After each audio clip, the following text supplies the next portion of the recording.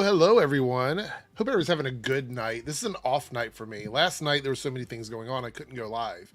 And so I was like, there's just no way. I had a D&D campaign that I was DMing. So I had a lot of stuff happening. And then we had people over, and then my internet started acting up. And I was just so frustrated. I'm like, I'm not going to even go live. So I postponed last night. So now this is the official Party Nation after party on Tuesday for everyone. JK, it's Nocturnal Nerdcast. I'll still be live on Thursday like normal, but I just wanted to make sure that I did both of my streams this week. Surprisingly, next week will be the after party for Superman and Lois, so I'm really excited for that. It's going to be a lot of fun, and I don't know, is everybody else watching it live or like the day after? That's the plan. Unless I work. That's my goal. The last time we can do these like live DC TV show things, man, I know. It's kind of sad. I think your mic is off. Did you mute your mic on accident? Yeah. Okay. It has a mute button now. Yeah, this one does. This one does too. It's on this side. I try to be very careful about it. So yeah, like I don't have a TV, so I have to like use an alternate way to watch it live. Well, a lot of people do watch it online as well. Like they'll stream it on their computer. BTW app, yeah. I don't really care anymore because it's the last season. So if you need to do it that way, do it that way. It's not like it's going to affect the show coming back or not. And screw the CW and everybody that works there. Yeah. Pretty much. I'm excited to not just be done with that whole network. I could be like, well, the last one, nothing else I care about over there. That is literally the only thing that I'm watching on regular television. Like all my other shows. You mentioned this, Darren, and this also, it all falls back to this. There was a time where I was watching scheduled network television 5 nights a week. You know what I mean? And it was basically the CW, pretty much. I think we're starting to get back that a little bit with like Agatha All Along being set at a certain time. We had Acolyte set at a certain time. Yeah. I think they are trying to sort of come. It's all like full circle. Like, why not just put it on Disney instead of Disney Plus if you're going to release it at like a specific time? Just seems really weird to me. They're doing that. I don't really have too much of a problem with it, but it is the last. I don't know if you saw this or not, but there's a lot of people who are realizing that this is the last superhero TV show on network television. It's the last one. It started with Smallville and it's ending with Superman.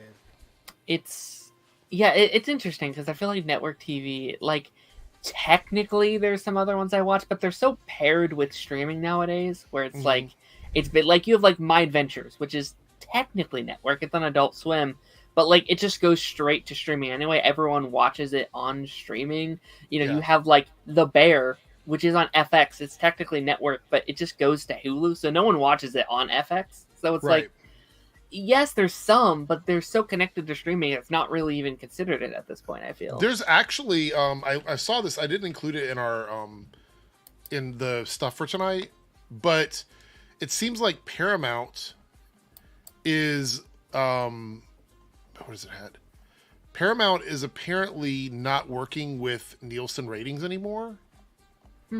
Like they're not, because apparently Nielsen ratings charged, let me read this here. Paramount Global says its contract with Nielsen for audience measurement has expired, part of a broader dispute between Paramount and Nielsen over cost. Apparently it was too expensive. And they've been saying it's an outdated, unreliable model for a while now, so those numbers are never quite right. Partly because there's so many ways that people consume media. I mean, you have network TV, cable TV, which sometimes overlap depending on what the shows are. Then you have the streaming services. And I mean, if you're watching something international that could be on NBC, ABC, CBS, it could just be on Netflix in another country. So those numbers don't get counted with the Nielsen ratings because it's somewhere else. And then there's also the issue with Nielsen boxes and how the families are compensated for doing these things, and it brings into question a lot of stuff. So the fact that this has been such a convoluted system seems ridiculous because, to be honest, with streaming, the actual companies have those numbers. It's right there in their apps. Like they can go on the back end and see, just like we do with YouTube videos, What are your analytics? I'm pretty sure that every single one of those studios has an analytic system that tells them everything that we get on our YouTube videos, where they don't have to pay Nielsen for it. And it just seems like it's an antiquated system. They haven't updated with the times. It really is crazy. It's absolutely crazy. And it's also been used as hate campaigns against shows. We've seen like a lot of these guys on YouTube who don't like shows will look at the Nielsen ratings and they're going to go, I'm going to go harass this actor or this director or this writer and say that nobody's watching their show because the Nielsen ratings have came out or whatever. So I am 100% okay with Nielsen ratings just going away altogether. I just don't think they work. Of course, I'd like more transparency, you know, in the sense of shows that we like getting canceled, things that are going away. But a lot of times that doesn't even matter. If a service decides they're going to cancel something, there's almost no way to convince them not to. And there's also, you don't know if those numbers even matter to them. There could be other things that happen in the back end that make it, you know, a situation where they can't continue the show. Mm-hmm. So I don't know. We're not going to talk too much about that. I just thought I would drop that in there and kind of intro with that. But we do have a bunch of Twitter stuff to talk about. And it's overlap with some other stuff. And then we're going to watch some footage from Australia. They're advertising Venom goo pizza. So we'll get to that. Anyway, here we go with the Twitter shit.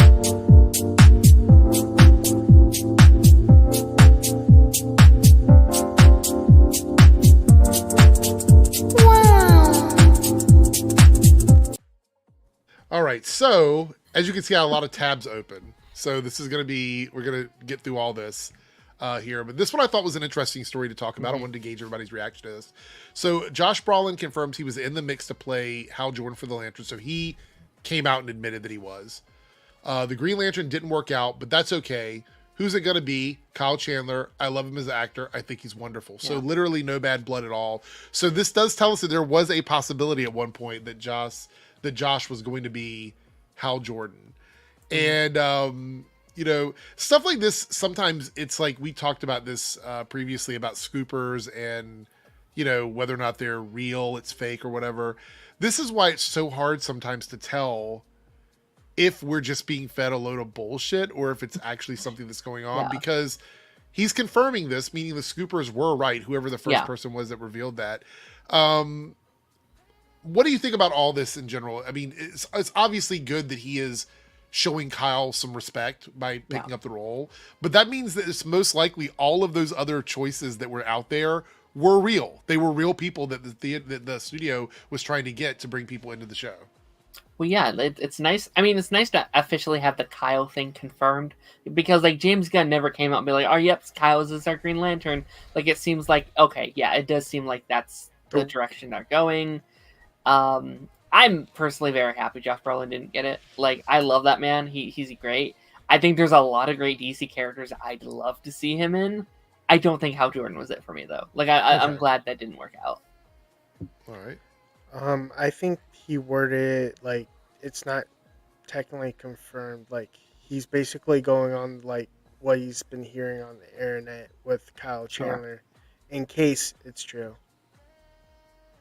But so you're saying that you're still not convinced that he was. I'm ever not up convinced for it? I'm convinced that Josh Brolin was up for it, but I'm not convinced that he knows Kyle Chandler is the Green Lantern. Oh, I see what you're saying. Like, the first part of it, you're like, okay, yeah, that's true. The second part is he's going with what the rumors say. But see, the problem, 3Dub, is that the rumor about him was true. So that makes me think if the same people are talking about Kyle Chandler getting the role, then that has to be true as well. Well, you know I mean, like, for me, it's like if James Gunn doesn't confirm it, I take him with a grain of salt. Sure. I think James Gunn is becoming the new Kevin Feige, to be honest, like the way he's responding to stuff. So I mean, he learned from him. He did. That's true. That's true. He did learn from Kevin Feige. Anyway, this, I don't know. Good luck to Kyle. I'm glad that it worked out for him. I think it's the best for all of us, honestly. And I am curious when they are kind of going to confirm the, like, maybe he's waiting to get the Jon Stewart casting down, and then he'll be like, okay, this is our casting and this is our. That was supposed to happen this weekend. I saw this report coming out that they were down to 2 people, and that the decision was going to be made over the weekend, and then I haven't seen anything since then. So I'm wondering, did the 2 people did they narrowed it down to either one of them didn't want to do it and that might be the one they wanted, or is it possible that they didn't like either one of them and they are going to look for someone else? Because they could push this back a little bit if they have to for production. I wonder if all the scripts are written, because James Gunn has said, like, if the script isn't written, we're not casting anyone. I mean, we've heard production starts in January, is what it seems. So I would imagine there's at least a rough draft. Like, again, we don't know who. Do we have a showrunner yet? Like, do we know who's? Because I haven't heard anything like that. Because I feel like that's a good point. I don't know if they. Because like I feel like when you have like Supergirl's in production, Superman's obviously finished filming. We have director for like Swamp Thing and stuff like that. Okay, so it says here that the series, this is back in June. So unless something has changed since then, it's the Ozark showrunner Chris Mundy. That's right, I do. And Damon Lindelof is going to be involved with it as well. So they've been probably working on scripts for a while now. They've been probably. I don't know if they're the one writing the script or not, but I feel like that's often the case. So yeah, probably. All right, let's see what we got here. Next story in the lineup is going to be the review bombing of Agatha All Along. Now, this is kind of interesting to me. First of all, I want to say it's not surprising. I literally, it's just not. And I think at this point, looking at ratings of shows that are being like tormented online, it's almost pointless in my opinion, because you're not going to get a true response. Because what's going to happen is, and this is the issue with review bombing, is the people that see the review bombing then go over and start giving it 10 stars, 10 out of 10. And you end up with a completely uneven metric.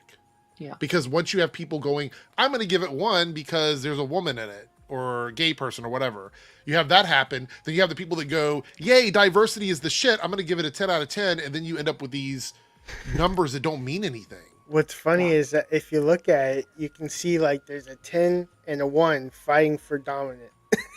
Well, yeah, like if you go over here now, I actually have that right here, the chart.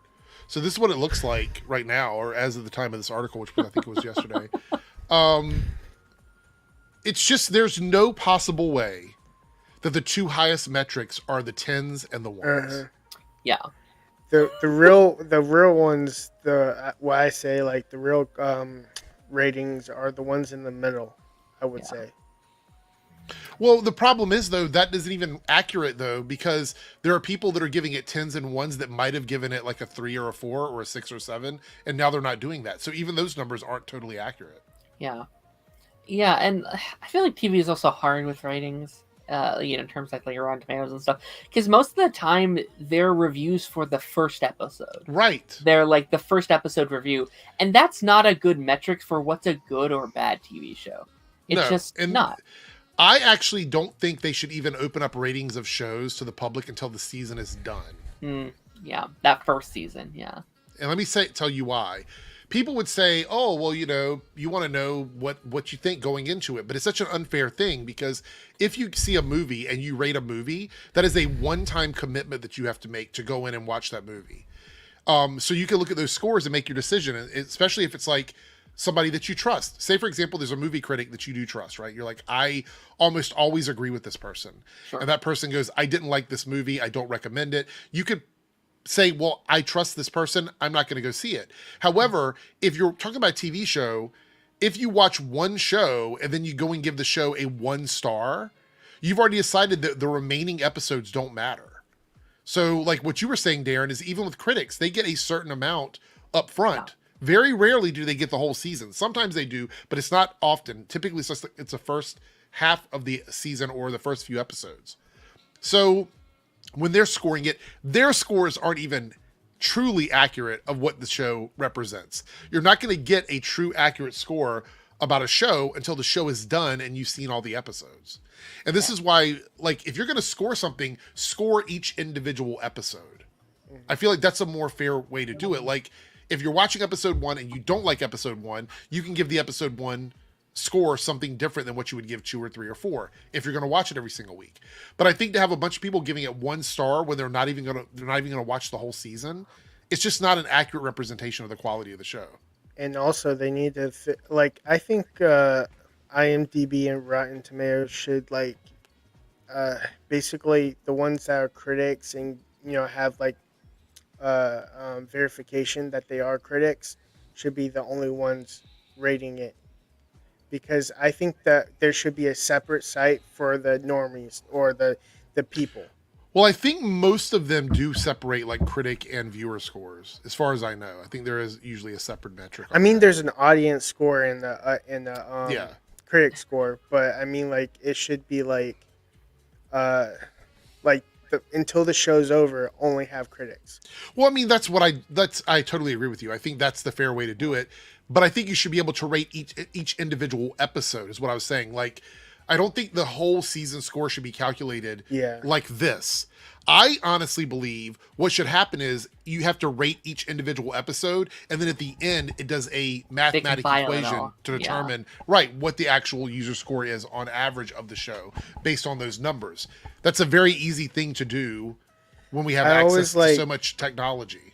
I always find it funny that IMDb has 2 different scoring systems. One's the episode and one's the show itself.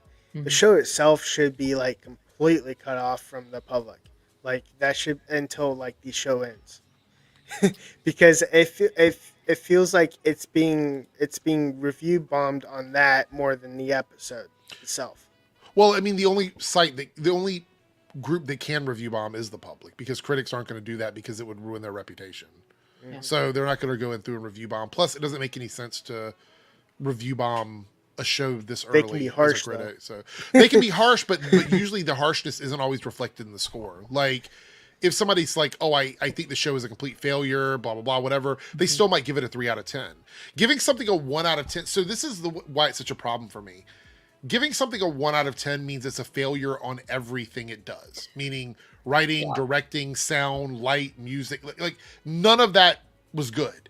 And there's even shows that I absolutely hate, I would not give them as a total a 1. Yeah. It's just so disrespectful to the people that are involved with it. And you can't be someone that has media literacy and go, 1, we're 3 episodes into the show, 1 star. Like, no, that doesn't make any sense. And I've talked about this before. A lot of the people here on YouTube that are quote unquote critics of movies that try to review TV shows, they don't know how to review TV shows. They just don't know. Just like I might struggle a little bit doing a movie because I usually review TV shows. It's 2 different things. And like when I look at a movie, in my mind, I break movies down into acts because that's how I view media because of TV shows now. So I think of everything as an act in a film. And so with TV shows, I really feel like you have to understand there are short questions and there are long questions. The short questions you might get answered in like an episode or a couple episodes. The long form questions or the bigger questions, you have to wait all season to get. You're not going to be able to accurately grade how that plays out in 3 episodes. So this is kind of silly to me. I obviously don't agree with review bombing at all. And I want to put this out there. If you have to artificially review bomb something, you've already admitted that it's good. Because what you're trying to do is you're trying to create a false reality where something that people might like has a lower score. Yeah. And you want that confirmation bias that I don't want people to like it, so I'm going to artificially, make it look bad. Mm-hmm. So, if it's bad, it will automatically show it. Exactly. That's what I'm saying. Like, if something is going to be bad, people would give it 1 star, but that's just not reality. You know what I mean? Yeah. Yeah. I had a friend of mine, or I guess used to be a friend of mine from high school, and he was trying to talk to me about The Acolyte when that was out. And he was like, well, I was saying to him, I'm like, well, they're going after the actors, they're doing this, they're review bombing, and their point of view was well, Disney deserves that. They've done this, this, and this, and they've done this agenda and this agenda, so this is us getting back at them. And it's I don't think that's helping your case, though. I don't think that's helping your cause. I don't know. It's such a weird state of mind. Well, I've always said if you want to be mad at Disney, the corporation, you have every right to be. You can boycott their stuff. You can say, I'm not going to watch anything Disney. I don't think it's fair to go after the people making the projects for Disney and think that it's all right to harass them and send them death threats and all that stuff. There's just no reality where I'll ever be convinced that that's acceptable. And so when people have to do that, they feel like they have to do that in order to make their case. I'm just like, that's ridiculous. I'm never going to side with you. Even if I dislike something, I don't condone that kind of behavior. Yeah. And this tells me that you're worried, or that they're worried that people are going to like it. So they're trying to artificially make it look bad, just like they did with The Acolyte, just like they do with movies and stuff. Again, if you don't like a company, you have every right as an individual to not engage with it, not pay for it, whatever, and even speak out against it. But I think going after the people that work for the company is like driving up to Burger King knowing you hate it and throwing a milkshake at the person working at the drive-thru because you don't like Burger King. It's just a ridiculous thing. You know what I mean? It's so stupid. All right, let's talk about this. Megapolis makes 6 flops in a row in theaters in less than 2 months for Lionsgate. A truly epic run with implications for a struggling company. So this movie isn't doing well. I don't remember. Did either of you say you wanted to see this? I remember somebody was on stream and they were like, I want to go see this movie. And I'm like, I have no interest in it, but I'm just curious. When it was announced, I was like, okay, that sounds cool. I never watched the trailer. This movie has some of the worst marketing I've seen in a long time. Where it's like, I'm not seeing it talked about anywhere. I didn't see the trailers being pushed. Word of mouth has been horrendous. Like, even months in advance, I heard it was like one of the worst movies in years. I was like, well, I'm all right then. I again, I don't like to completely base my opinions on other people's opinions, but like, I'm not going to spend money at a theater for a movie that everyone says isn't good and I don't have any personal interest in. So well, that's the other thing is I always say, if you have an interest in seeing something, don't let other people's opinions really sway 100%. You from seeing it. But if you already are kind of lukewarm, or you're not feeling it already, and like people are saying it's just not good, critics are saying it's not good, the numbers aren't looking good, clearly that's a you can just go, you know what, I'm gonna sit this one out, wait for streaming. And Lionsgate's had a bunch of those for me in a row, with The Crow and then Baldur's Gate, where like they're all in the same camp, where it's like, I didn't have much interest, and then I continue to not have interest. We're gonna look at some of the numbers for those here in a second. Oh gosh, they're struggling, man. Yeah. All right, 3 Dub.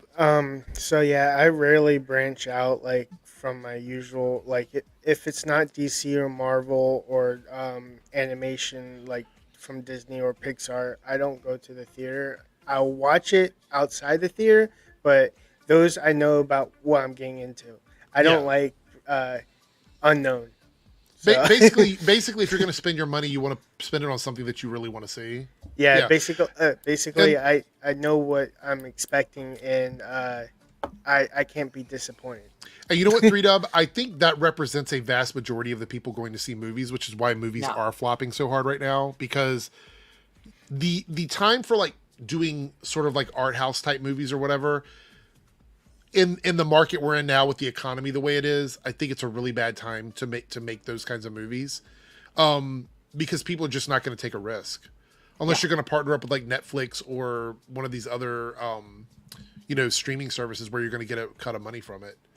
I don't know. All right, so let's take a look at some of these. So we have Borderlands here. This is a Lionsgate film. This one had a budget of 120 million, and its entire box office run was 32.9 million. Wow, that was borderline depressing. This one made me really sad because I wanted this to be good. I really did. I thought like, okay, the vibe is giving me Guardians of the Galaxy. It's giving me, a James Gunn-esque vibe. And then as we got closer and closer to the release of the movie, the promos were coming out. They weren't very good. The actors weren't really engaging into getting people into the theaters. I think no offense, again, I'm an old person, so this is not me like shitting on or whatever, but I think the cast also read very old. And the problem is that Borderlands demographic wanted something different, and I don't think that they nailed that. Look, I love Kate Blanchett. I will see her in almost anything. So for me, that's almost always like a guaranteed. Like I'm gonna at least watch it, at home at some point. I just don't think this was the cast needed some variety, and it was very much like Geriatric City. And as much as I support Geriatric City, I think they needed a little bit of like some millennial energy in here. I think one character was younger; the rest of them were all older actors. So Yeah. I know I sound really ageist right now. Don't crucify me in the comments. I promise that's not how I am. I'm just saying I think that for this movie, they didn't mix it up enough, in my opinion. And I think people are also just like this feels like a movie of old, where it's like I think people have seen Fallout, they've seen Last of Us, they've seen Mario, they've seen Sonic. They know what can now be done with video game content. It's like this era that video game movies just don't work. That's false. They can work when you Look have at Super the right... Mario Brothers. Like that was amazing too. So Absolutely, yeah. And I think like it feels like a movie that was made in like 2012, and that that kind of era of like bad super or video game movies. And I think people just are demanding more. They're like, no, that's not what we can expect anymore. We want more from our content, and and marketing wasn't good, and I don't know. 3Dub, did you want to see this one or no? Like I said, like when it comes to like movies and theaters, I watched the first one in the at home, so I can basically skip all the cringe moments. And if I don't skip, I will go see the sequel. And because this bombed, I'm probably not going to see it. Right. But look who's joined us. I like the oh, you're awake. Well, just getting into work usually, but it's my Saturday, so okay. I do like Borderland the game, so I had hope like it was going to be good, but obviously. Omega, what did you think about the Borderland movie? What were your thoughts on that? Man, I didn't see that bullshit. No, it's funny because it's nothing like the video game, like storyline wise, but it's so insufferable that it's just like the video game story. Because Borderlands 1 and 2 were great. Everything else in Borderlands, the other Borderlands games were absolutely insufferable. Yeah. That makes sense. Oh god, 3 is like they did everything better in the third game, but the story is just played on mute. Default says the level of storytelling expected nowadays is much greater than it once was. Gotta wonder how many execs are old and out of touch, like me. I actually think being older isn't an issue as long as you understand the kind of the target audience. Yeah. And I think with Borderlands, it was a combination of like geriatric people making the movie and then a geriatric cast. Because like it's what I've always said. It's like they had a idea. Someone had a script for us another quirky sci-fi movie. They couldn't get that made, but hey, we got this Borderlands IP. Slap it on there. Yeah, I say that so much, but I see it so often. It's like that's got to be it. When I think of like people creating these types of movies, I expect to have a level of like one side have like the passion of the game to be like, hey, let's make this movie great, and then have the money side, like we need money. Yeah. Well, that's always the balance when it comes to theaters is like artistic vision and capitalism, like which like you have to sort of figure out how to make money but also make something different and fun and new. And that's one of the things that I think the MCU was able to do for a long time without any trouble was the balance of the fun and to bring people into the theaters.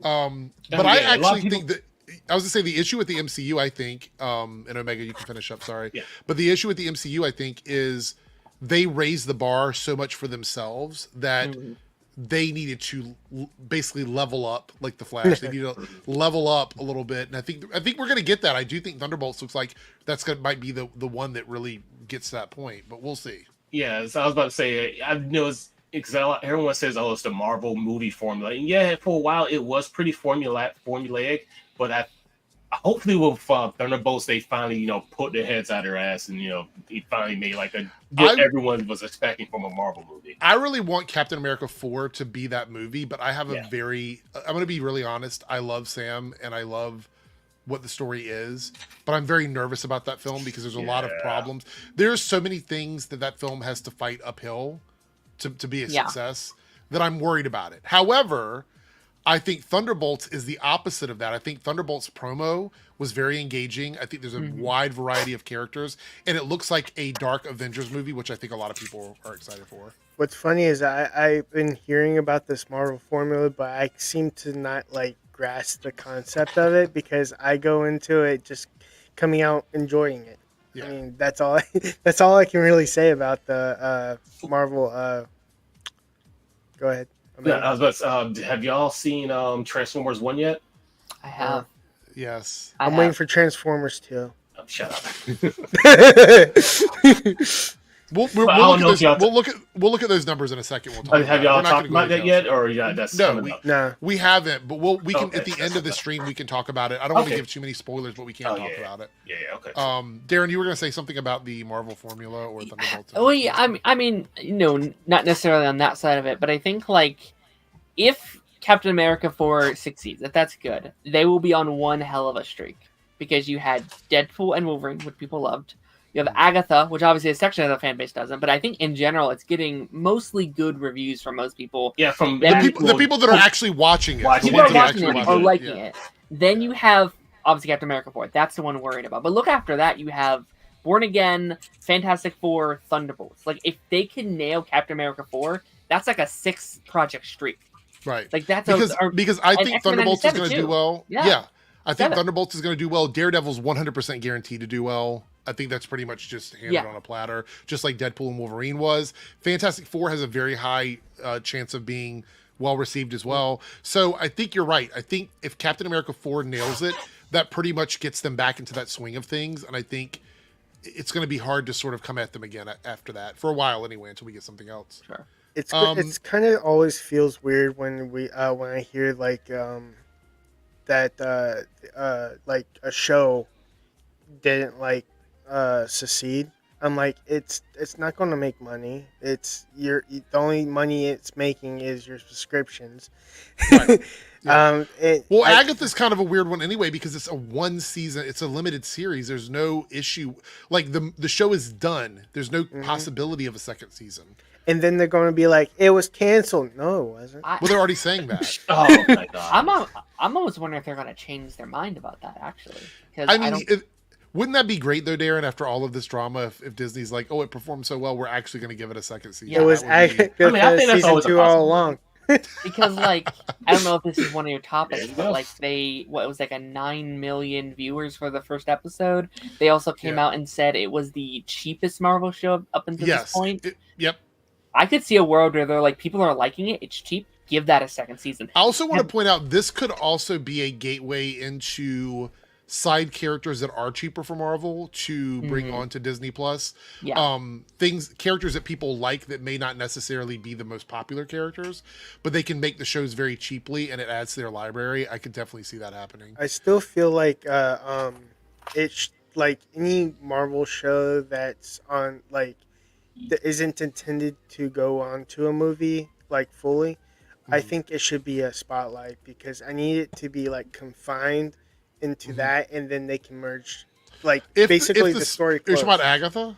Yeah, basically the story needs to close and conclude, so that there's no leftovers. I think the only reason it's not a spotlight is because some of the rumors of who certain characters are will continue on to something else. Whereas I think, I think Echo was the reason why it was done the way it was is because that story was contained in that show, and Kingpin is the only character that really had any outside influence. So I actually think they might be done with Spotlight, if I'm gonna be honest. I think they're going to change Spotlight to just Marvel Television going forward, as their new kind of.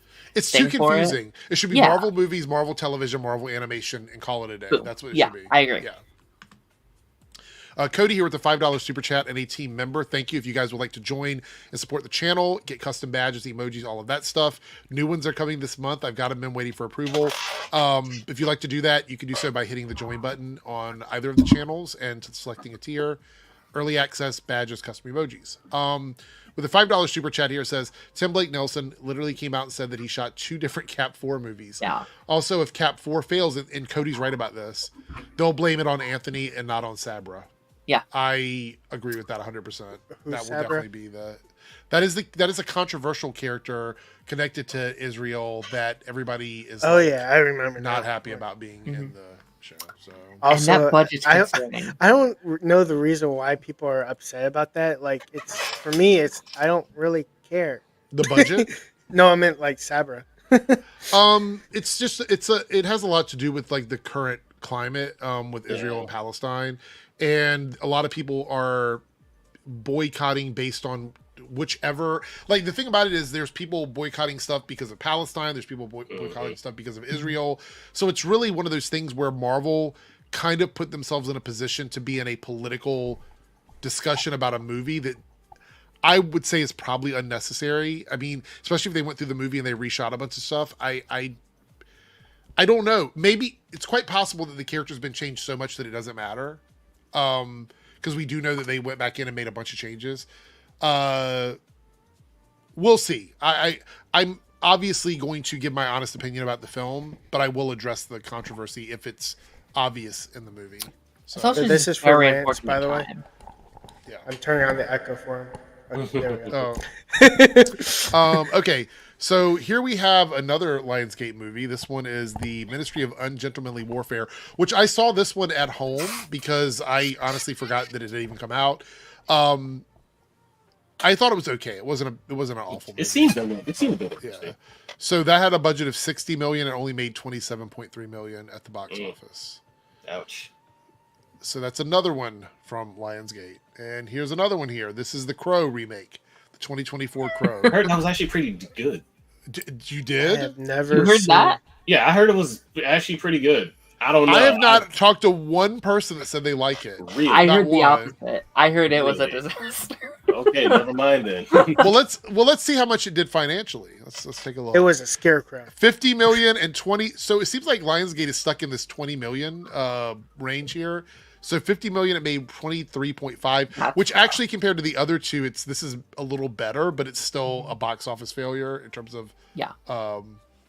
So yeah. All right, and one more here we're going to look at, which is the Killer's Game.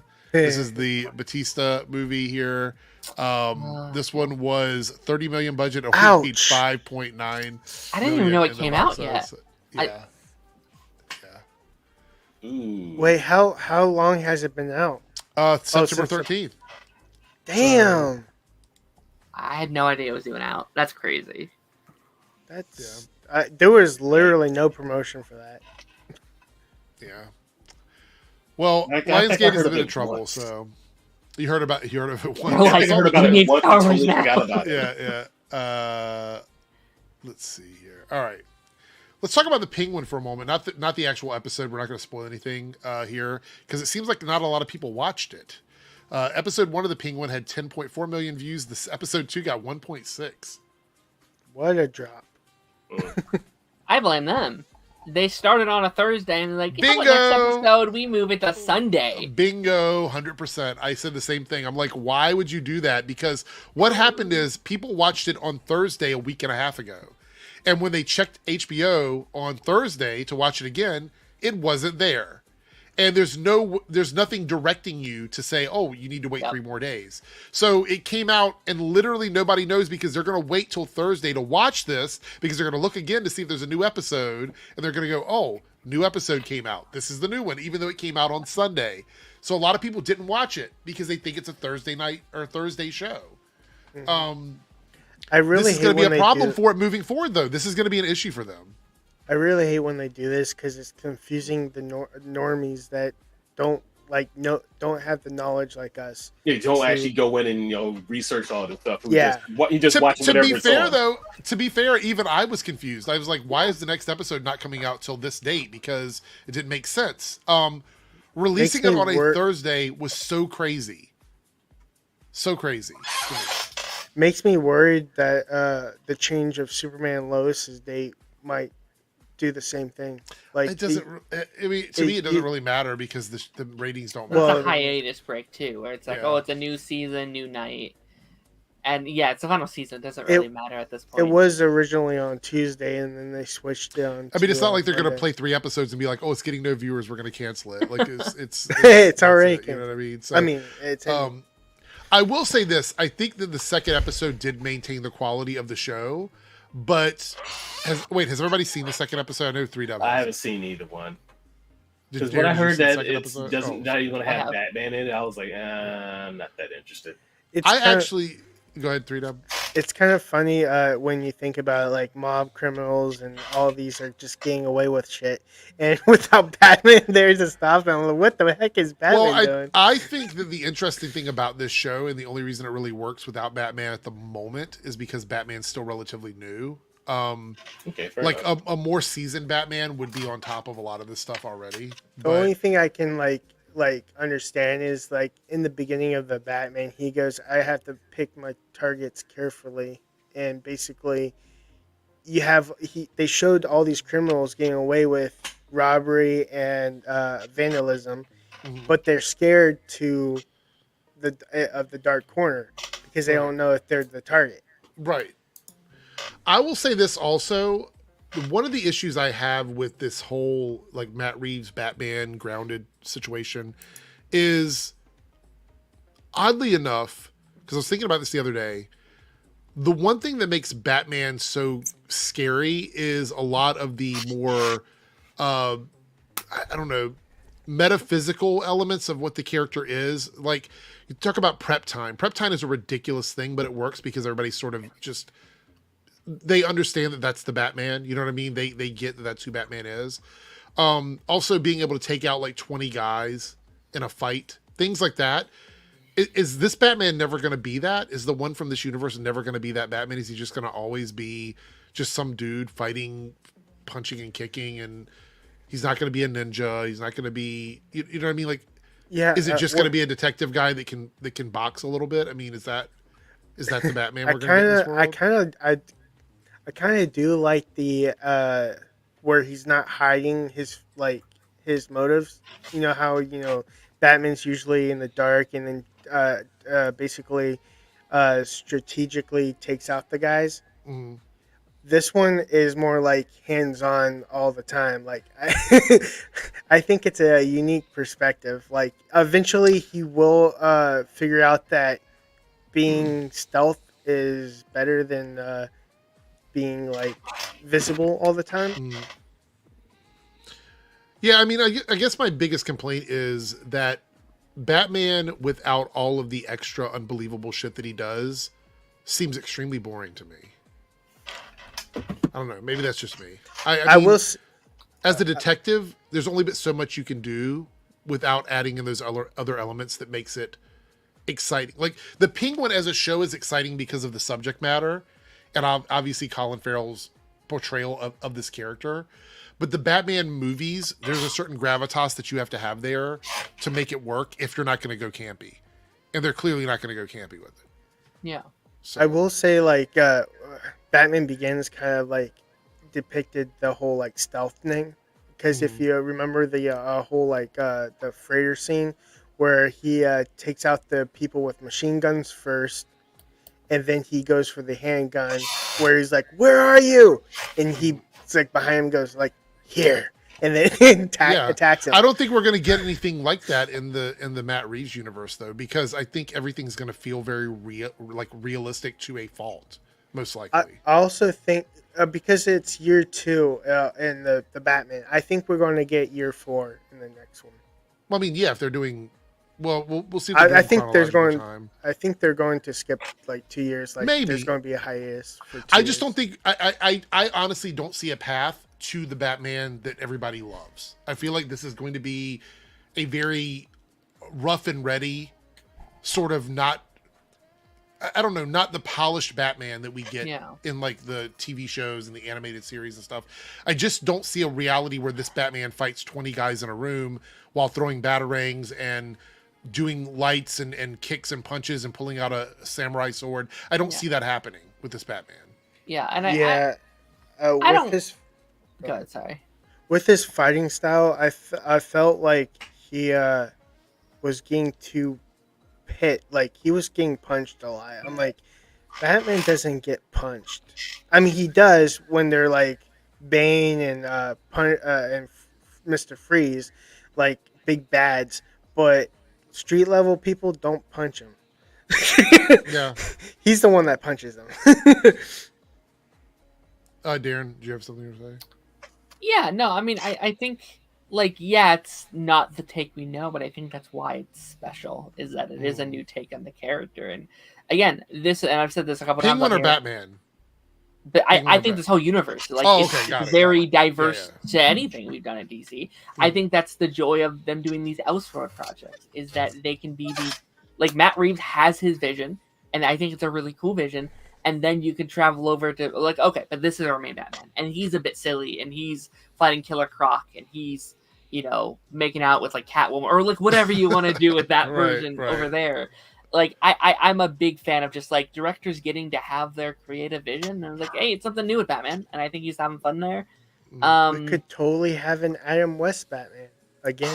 I don't think we'll ever have an Adam West Batman. Nah, that Give me Kevin Conroy Batman. Give me that kind of what stuff. too classic for you? Yeah. I would say this is Lance, but that's a troll. Yeah, that's Paige. Yeah, that's Paige, 100%. But Omega, have you seen the Batman movie, the more recent one?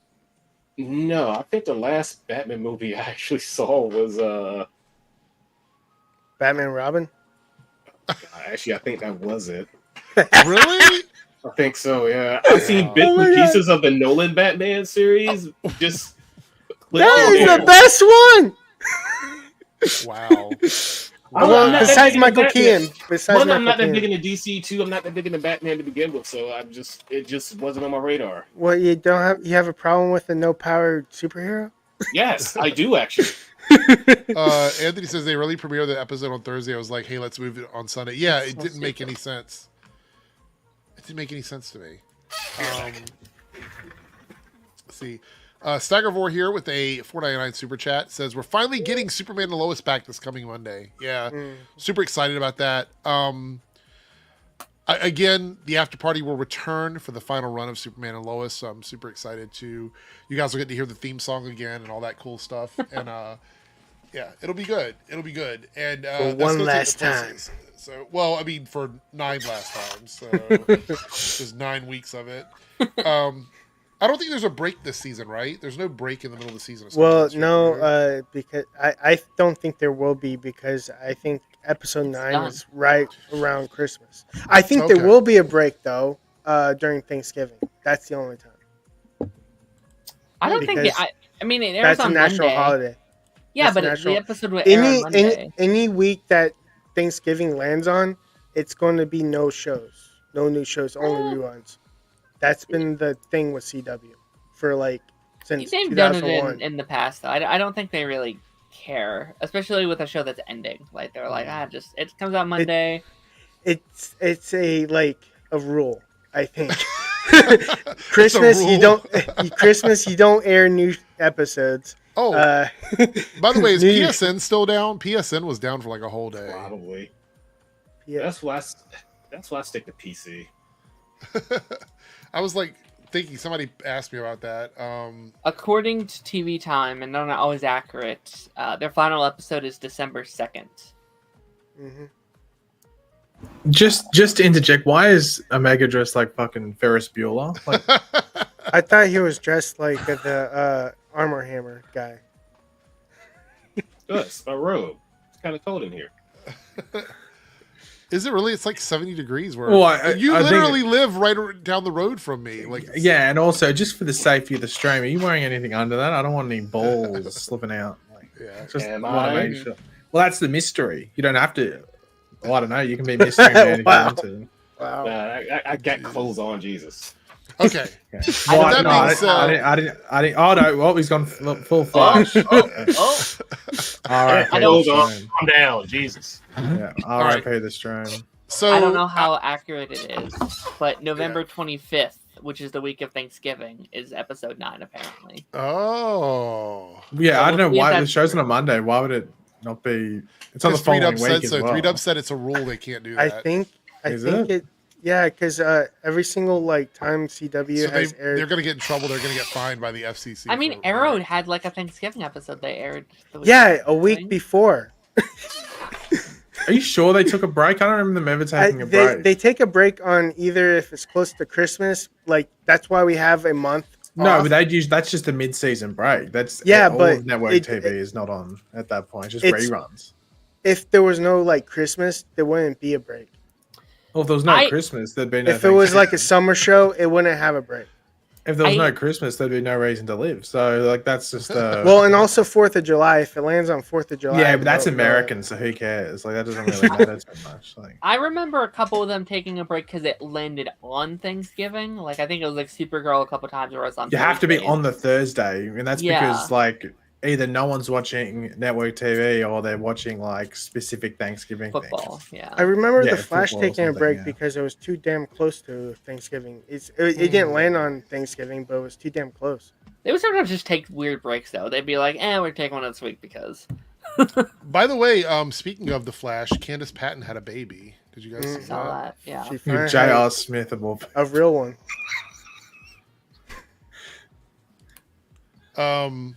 I wonder if she named him Nora. Don't think so. Okay, so I want to say this though.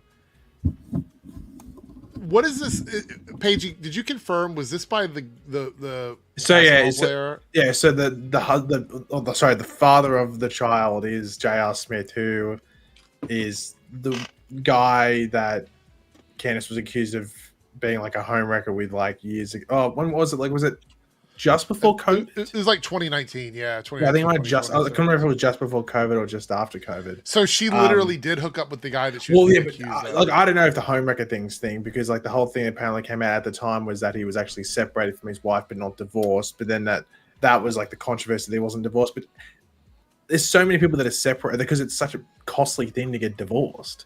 Right. So people just get. I mean, he was a basketball player, so he definitely had the money. But he probably didn't want to do the. I don't know, but anyway, like a lot of people are just separated. You know, they're not divorced. So if they were like legitimately separated, like they weren't together anymore, then I don't really see too much of an issue, unless maybe there was some canoodling going on before that happened. But then that's his fault. Like she probably. Well, yeah, I think the term homewrecker is really outdated because both people It's are more part like of it. So homewrecker is more of like you knowingly know, and like that's like there's almost intent to like destroy that because you want the person, if that makes sense. I just think it's funny it's J.R. Smith because he's like the meme. If you've seen, you might have seen the meme, but it's like he's the guy that didn't pass the ball to LeBron and they lost the NBA Finals game. So like that's J.R. Smith. That's why it's sort of funny that's the. Because I remember there was like a it wasn't viral, but it was like a meme with like Candace Patton said that she wanted to date an NBA player, but she picked out like the meme NBA player. Like that's the NBA player, but yeah. Anyway, that's just I'm surprised. I guess that's the whole thing. Like, I guess that relationship kept going, but it also explains because there was all these people going like, did Candace disappear off the internet? Well, that explains why, because she was probably heavily pregnant for at least the past few months and probably didn't want to give away. probably for the past couple of years she's been pregnant, right? Yeah, the old 3-year pregnancy. I think so. This is all speculation, but I feel like Candace might be taking a step away from Hollywood and acting and all that stuff. I feel like she hasn't been very present, not just with pregnancy, but in general. Like once the show was over, she didn't really do anything. And I'd be surprised if she did any acting for the next 2 to 3 years and stuff, because she'd probably just spend time raising the kid and stuff like that. Yeah. But I mean, like she would have gotten. I mean, if she had she would have. Yeah, like shortly after like the show ended and stuff like that. So like, yeah. So hasn't been. Yeah, well, apparently she's doing a convention in like 2 weeks. Yeah. With the rest of the Flash cast as well. So I don't know if that I suspect we'll be happen, talking about that on stream. Then there's probably going to be a lot of stuff said there that we can we'll be able to talk about. All right, I want to talk a little bit about the Joker 2, the reactions we're seeing on the internet from people that are seeing. Oh, by the way, just quickly before you jump into that, so you know how the CW has that new show coming out, Joan, the one with that Sophie Turner from Game of Thrones? Mhm. Yeah. I saw a thing on, I think it was Twitter, and someone was going, how the hell is a CW? It's apparently just like full of sex scenes. It's got like multiple sex scenes throughout it, like, and boobies and stuff. Wait, what? Oh, the CW? No, well, the show, it's not a CW show, it's like a BBC show or something like that. And then with like conjunction with other streamers, but the CW has the American broadcast rights to it. So I'm assuming they're going to have to Swamp Thing it. Remember Swamp Thing would just have either bleep or they would just cut. Yeah. Like Swamp Thing was like a fever dream if you watched it on this. If that was the first time you watched Swamp Thing, you'd be like, why is it just like blanks of silence? Because whenever there or violence, whenever there was actually like violence, they just cut away. Yeah. And so I'm interested to see what they do with this Jones show because they're just gonna have to skip scenes. Like, well, the CW was originally like Warner Brothers, and they did that whole cutting thing. But with Nexstar, I don't know if they censor stuff. Well, they No, but have to if it's on network television. It's network TV, they have to. Well, it's free to wear. I mean, like if it's like TNT, they don't cut. No, but those if the out. show's airing at prime time on broadcast television, that they can't show. That would be like NBC, ABC, Fox airing like boobies and ass and stuff. You like can't swear. You can't. Yeah, like that's for like. So after is Supernatural was on primetime? I think Supernatural was the tail end of prime time, like at 9. Yeah, that's what, like where like remember when like Arrow was like the later hour, and they you can do a little bit more at 9, but like 7 to 10. It doesn't mean you can turn to show. Almost every episode is like bullshit, motherfucker. Well, yeah, All the these language can words. be much more like after 9 o'clock. Yeah, I mean that's why like shows like Arrow and some of the other like. Trying to think of some network shows. There are network shows that like police shows and things like that air at 9 o'clock. Before we get to the Joker thing, Troy, yes, Troy here dropping a $5 super chat. Thank you so much. He goes, weird to say, but the Lego Batman movie gave the most Easter eggs for comic fans. Teen Titans Go pulled it off as well.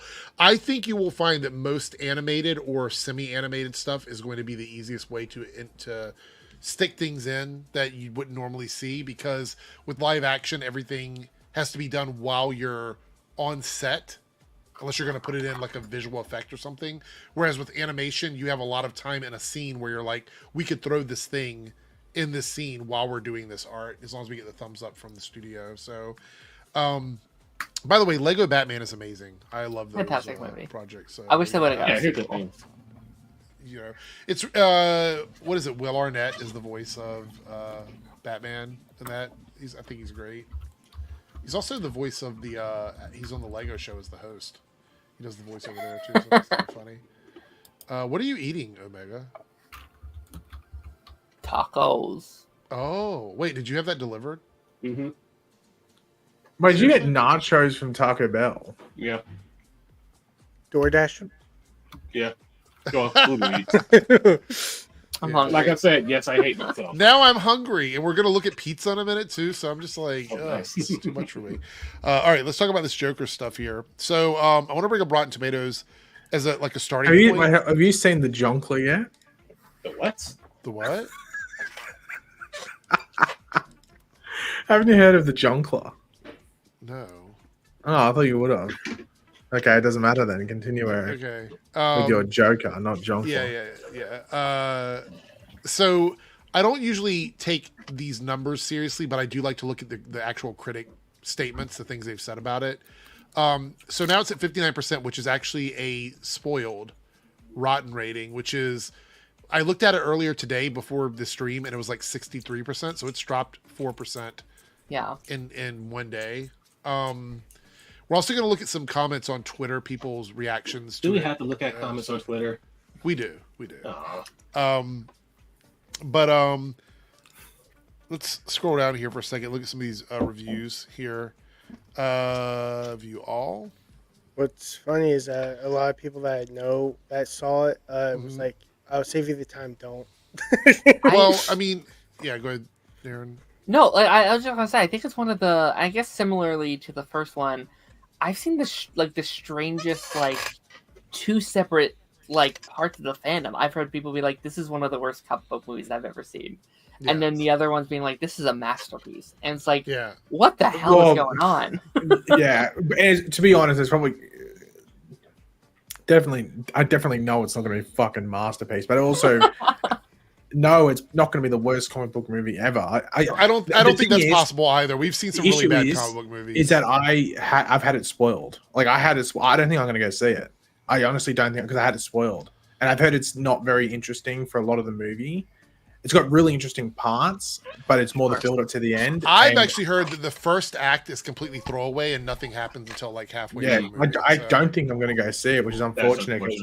Like I wasn't necessarily looking forward to it a ridiculous amount, but I was intrigued.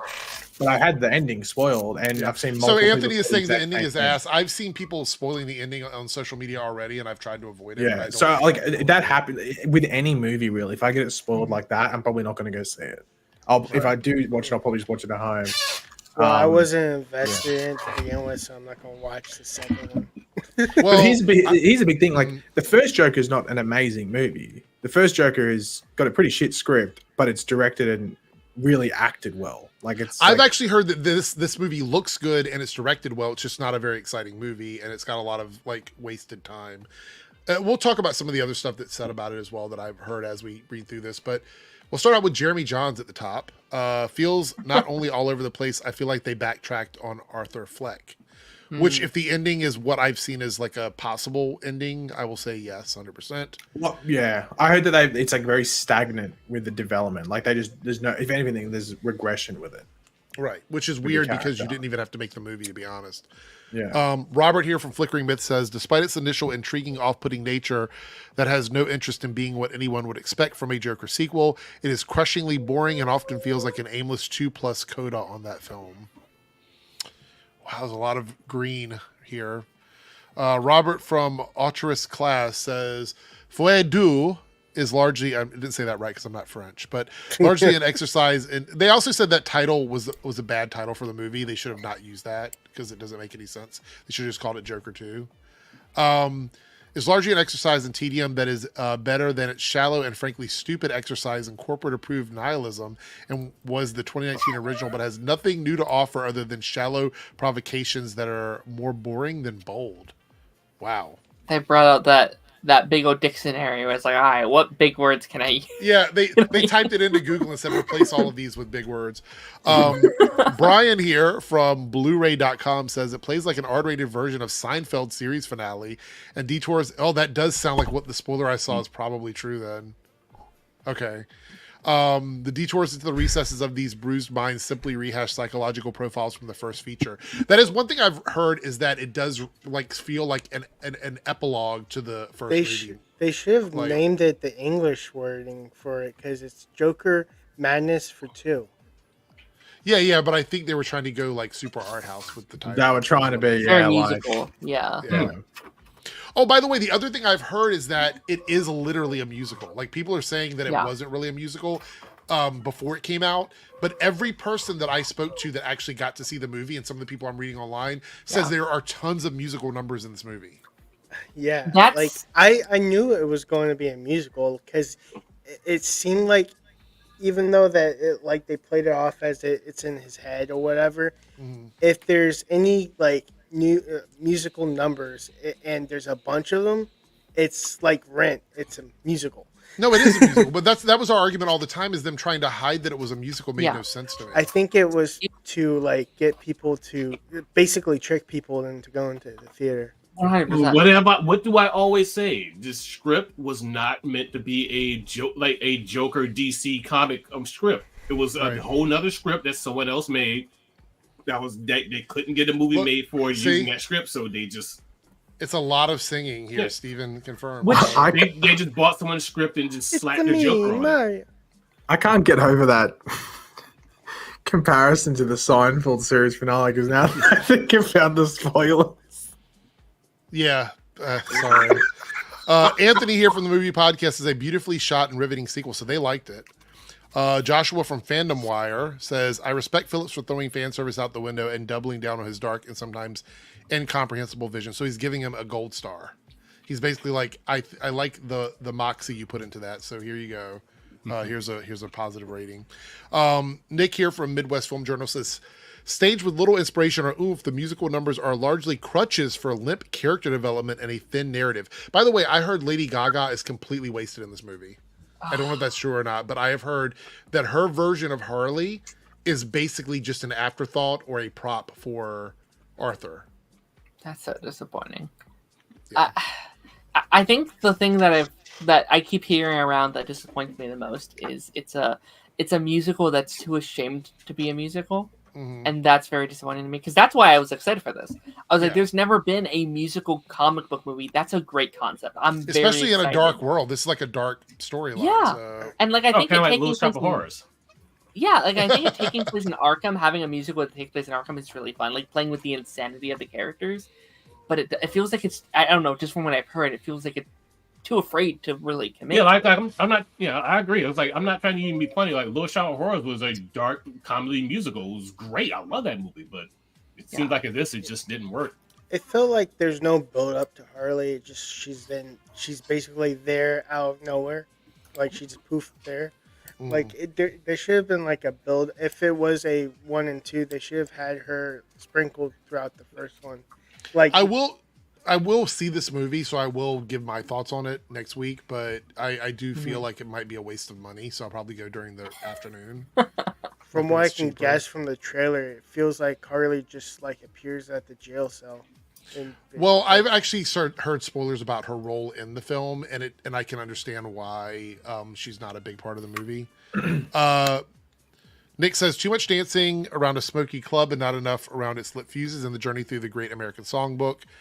Did not like it. So Hope here gave it a positive. Where Phillips found the tone for his alienated white male in Scorsese, his love story takes on the fantastical theatrical of a musical, is a choice that works better in theory than execution, but you still gave it a positive score. So 3 out of 5. So I guess that she actually enjoyed it. Look, it's Grace Randolph from Beyond the Trailer here. Let's see what Grace had to say. I hate white people and I hate black people. Oh no, sorry, that's wrong.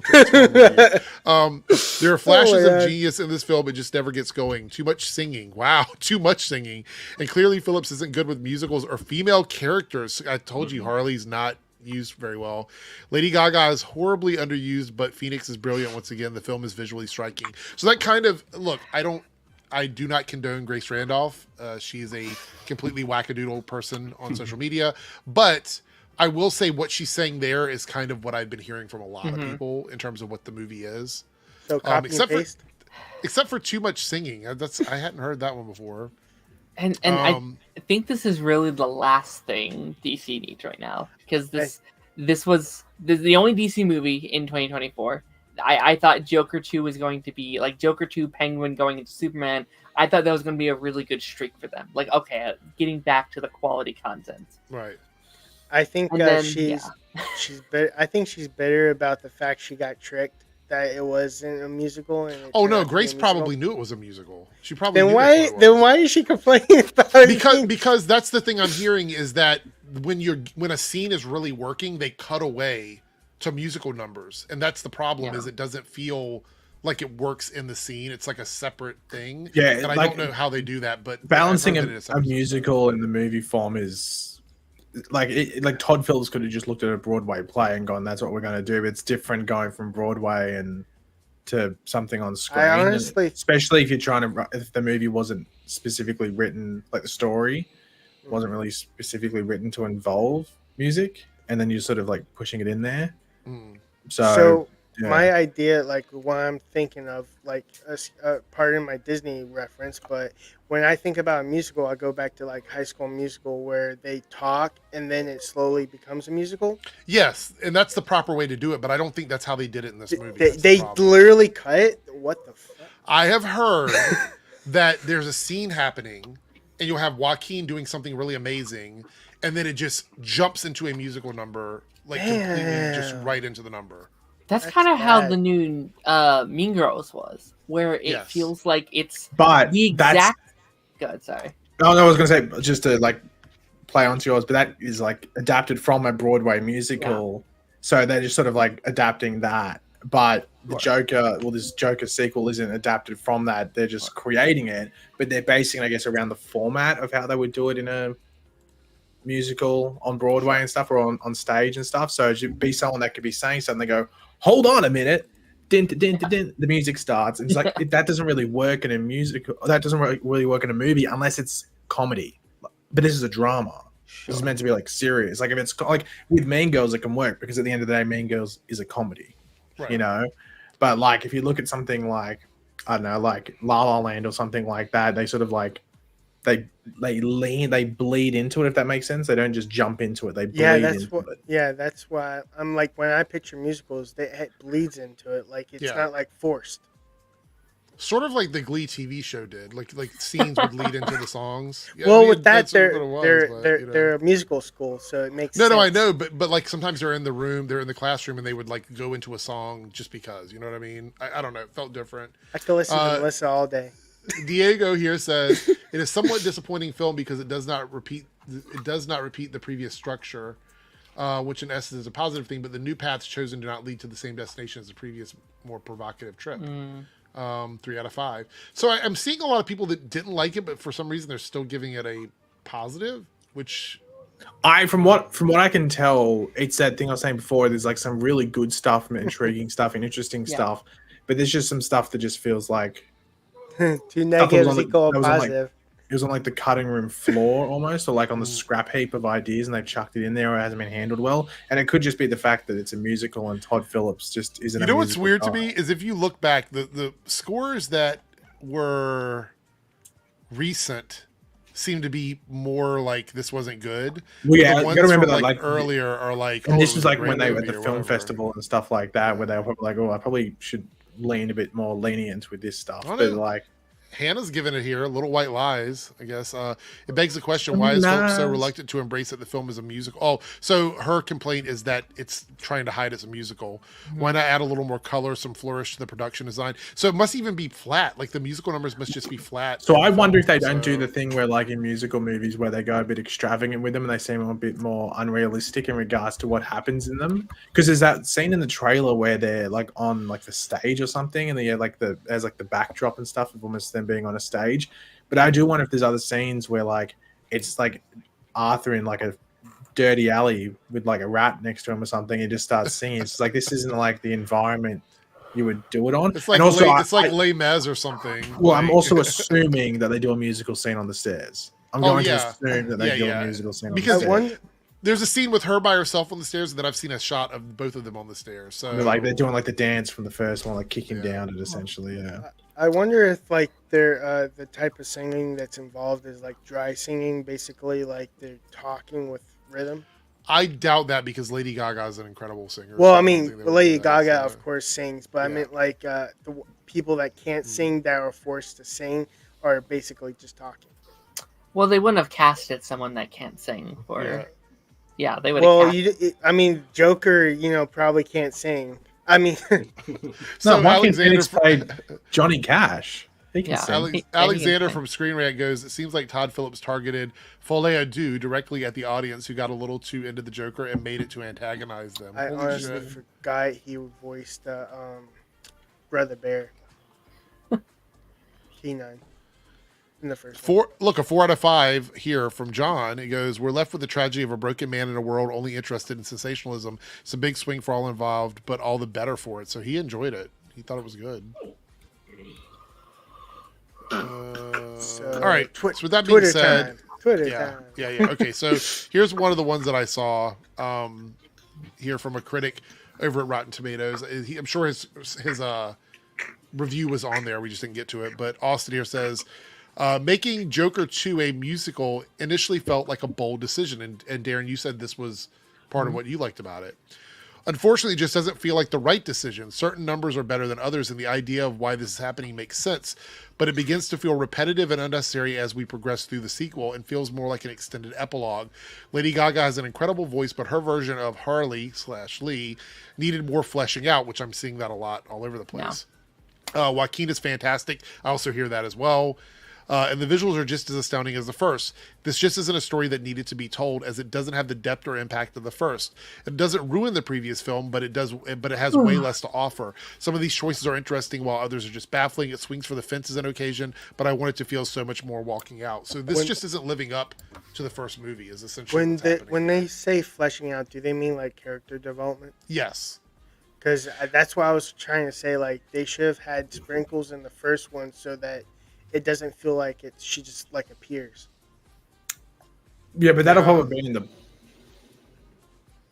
movie, I'd assume. Like, I heard that people say she feels like an accessory for the Joker. She's just there for his story, and that's kind of the problem. There's not a lot to her. That's basically, isn't that the like being rushed? Like, not necessarily. She's a plot device. Yes, plot device is a more accurate statement. Like, she is there to service Arthur Fleck, the Joker, that's it. Which is really disappointing, because I feel like Harley as a character would have been very fascinating in this kind. I don't know exactly how you would go about it, but I feel like Harley in Arkham meeting Joker the first time isn't really a story we've seen in the movies before. Like, we typically follow after the breakup of the Joker, after that fallout. Even in like the first Suicide Squad, like, they've already met, they've already bonded. Like, the actual origin of Harley Quinn, I don't think we've seen in live action before. It's like, I think that would have been cool to see, but we do have a super chat from Joker. Go ahead. Except for this and Joker. We have two super chats unread. One of them is from Cody, which we'll answer once we get through this Joker stuff. But we do have one from Troy that is related to Joker. $5 super chat. It says, saw it yesterday. Seinfeld finale tracks. Scorsese and Joker's skin work for the OG. This won't work for the fans of the OG or general audiences overall. Yeah, we're gonna look at like the updated possibilities for what it's tracking, and it looks like it's kind of in trouble. But we'll get there. I know 3Dub's not going to see it, but is anybody else going to see this when it comes out for everybody? Absolutely. Yeah, I'll probably go Thursday night, just because. Well, I don't know. Like, I feel like I just have to finish. Yeah, like, I just like all of these things that have come out, like, better or for worse. I'm so fascinated. Like, especially the people who have talked about the ending, where it's like, this is crazy. Can't believe they went this direction. I was like, I gotta see what they've done with this thing. It's the only DC movie this year. Yeah, I'm curious. I'm not. This could have been DC's Deadpool and Wolverine, technically. Yeah. So I don't know about that. I don't know about that. Well, the first one made $1 billion. It could have been DC's Deadpool. Well, there was no singing in the first one, so.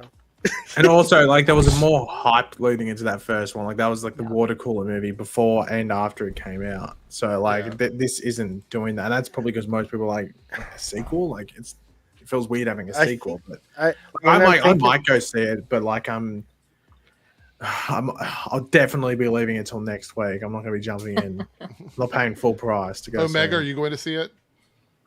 I guess maybe.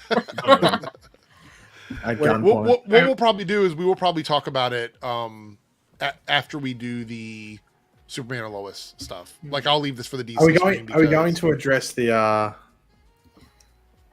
thing that Lady Gaga did with this in affiliation with this movie that made me chuckle? Oh, you can mention it. I'm not going to play it because I know it'll get copyright. You'll get copyright. She did a cover of, I think the song's just called Joker. But it was just used as a theme song for an Australian show called Kath and Kim. Yeah. And pretty much the entire country of Australia, like, no one in Australia can take the song seriously because it just makes you think of Kath and Kim. It's hilarious that they did that. When I think about like the first film, I think what drew me out of it was the mental illness aspect of him being. Yeah, that's rough. I can understand why that was a problem for people. For me, it was the white face. I didn't really appreciate the use of that. I thought just in the current political society that we're in, I just don't think it was the right way to go. Well, it did want to cover all their bases. It wanted to do racism. What's funny is I think that kind of looks like the mask Heath Ledger wore, but it was actually a mask, not his like full makeup. Where it's the outside of the mask, it kind of looks like that, but it obviously. Yeah. Well, this comment here from Chris goes, I'm filing a lawsuit against the federal government for even allowing this soulless, self-indulgent mess to be made and distributed. I want my time, my money, and my mental health status returned, and I want Merrick Garland to drop January 6 prosecutions to do it now. So, dude, you can walk out of the theater. If you have a car, leave. Jesus. I feel like this don't think he liked the movie. They feel personally victimized by this film. They went and saw it. They're like, they stole my wallet. They beat me up. Like, no, on the January 6th stuff. Nah, forget all that. They force you to sit down. They tied you to the chair and said, "Watch it." Wow. Oh man. But have no fear, because Todd Phillips says that he's moving on after Joker Folie à Deux. My time at DC Universe was these two films, so he's not coming back. Yeah.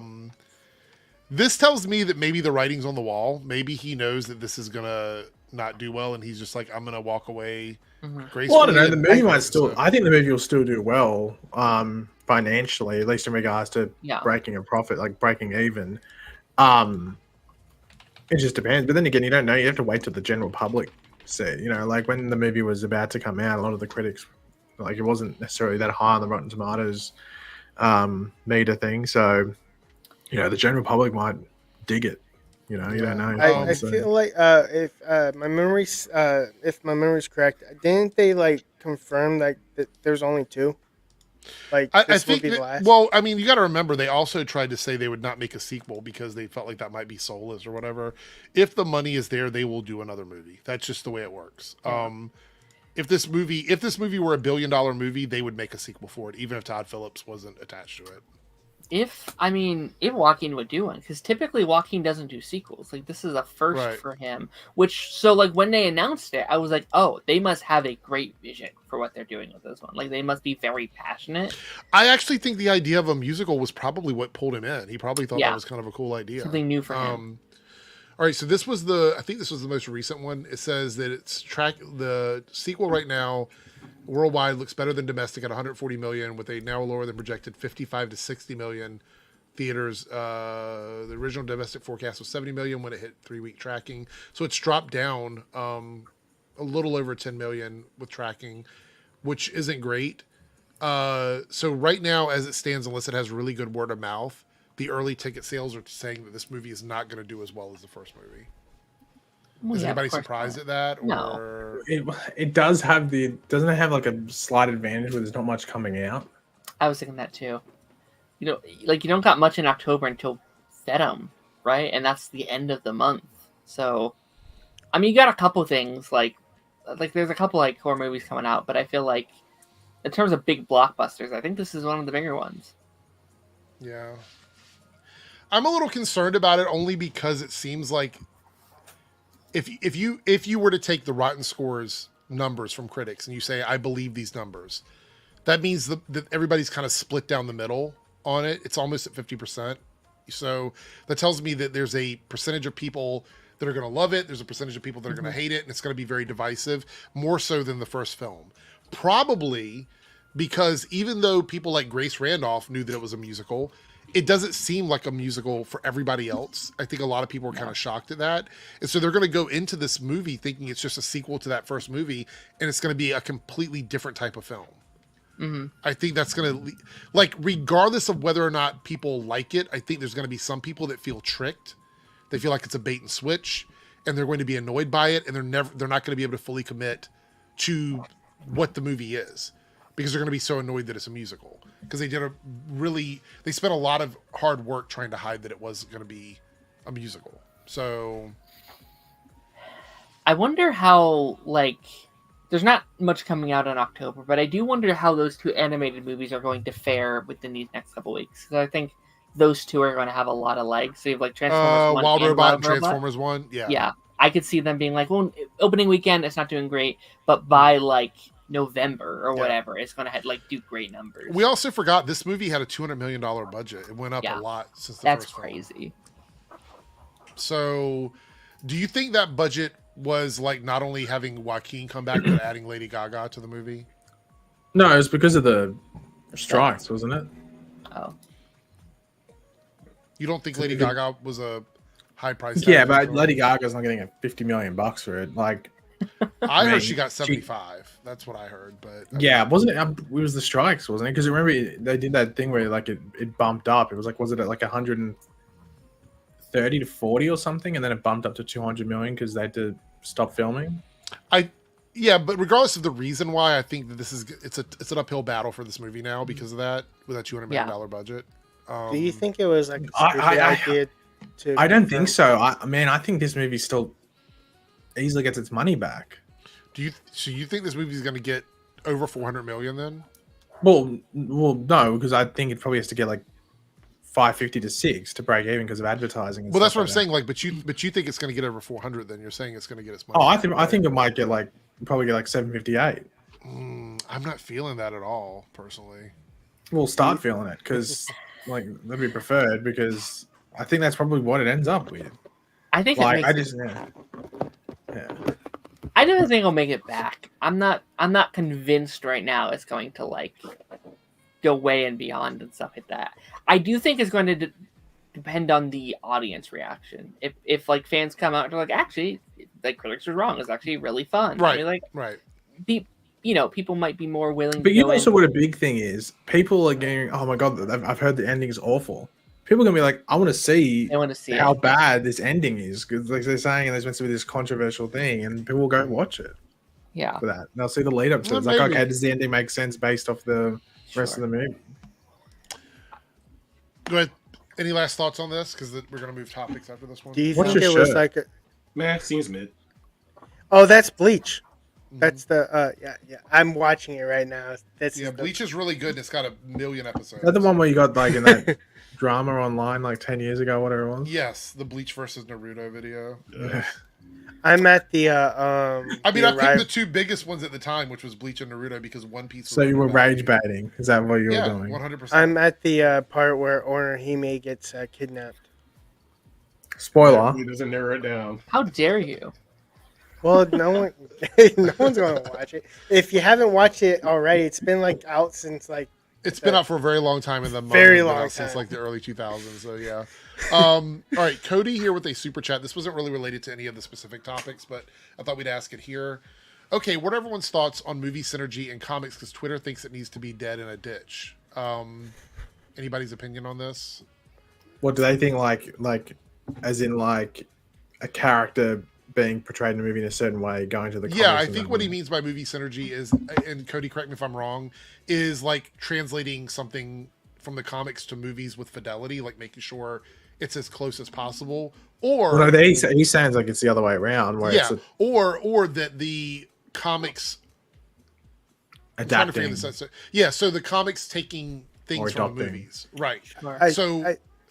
When I think of synergy, I think it means both ways. Like synergy has to work both ways. So the movies being true to the comics and the comics. Well, I would think one way would be, for example, like them making Iris black or mixed in the Flash comics because she's been represented in like TV, live action film, and with the divorced husband. Yeah. I mean, this is. I think adaptions are the way to go. I don't like. When they're like taking from the comics because it feels like a page for page ripoff from someone else's work. Like, put some creative thought into it. Jesus. Yeah, but I mean, it's also to like people, especially if a character looks different in the movies than they do in the comics, whether it is human or not. Like I saw something a couple of days ago where apparently like Thanos in the comics now looks like the one from the movies.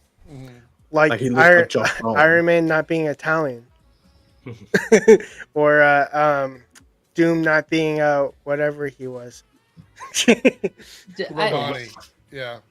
I mean, this isn't like I don't think this is a thing exclusively to comic book projects. All these, like all video games do.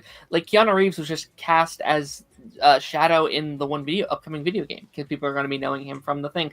Matthew Lillard plays Shaggy in all the animated things. Like it's just that's what happens when the most recognizable version of those characters come to the screen. They want people to recognize those versions in everything that they do. I think Black Panther is really suffering from that right now because it's like T'Challa is currently killed off in the MCU, so now he's not in the video games. He's not in whatever these Yeah, I mean that various upcoming TV shows. game with Captain America is T'Chaka. So Yeah, both of them. There's like 2 Black Panther Yeah. games. Neither of them is T'Challa, and that's like, okay, it's cool that the MCU is doing that. Like it's cool that they're I get why they're going that direction. Doesn't mean you should kill off the character altogether. So I think it's a case by case basis. Like something might work for it, but not every case is going to work for it. If we're the thing that I can see like terribleness of it is if T'Challa was to change. Like if they changed his race, it will blow people. First of all, that doesn't even make any sense. That's what I'm saying. Like if they tried to like adapt Black Panther without. What you're trying to make the Ryan Gosling meme a reality. Yeah. 1943 is actually T'Chaka's dad, so it's not even that character. So yeah. Now, when it comes to like the way I'm interpreting this is more like comic fidelity. How can I say this? Comic fidelity in the movie. I want that to be 80 to 90%. Because I know some things in the comics just doesn't work in the movie. Some things in movies just doesn't work in comics. I get that, but. If I go to see like an X-Men movie, I want to see the X-Men from the comics on the screen, not some jackass's interpretation of it. I want black leather. Black leather. Or even the same with the Avengers. That's why I like the Avengers. I didn't really care about the Avengers that much. They were like B tier superheroes. I mean, they were cool, but I mean, like I was all about the X-Men. But when they were more or less, I would say like 80 to 70. I think that's why people ate up X-Men 97. X-Men 97 was like the comic books. Just the characters I loved in the comics now on TV. I don't want. It's like with the X-Men movies. I don't know who these people are. That's not Cyclops. He looks like Cyclops. He has powers similar to Cyclops.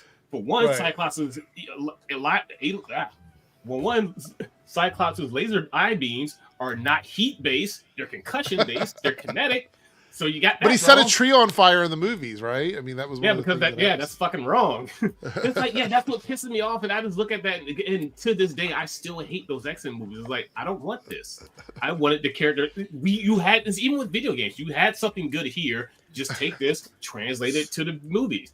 Nobody wants white Black Panther. That's literally nobody wants that. So.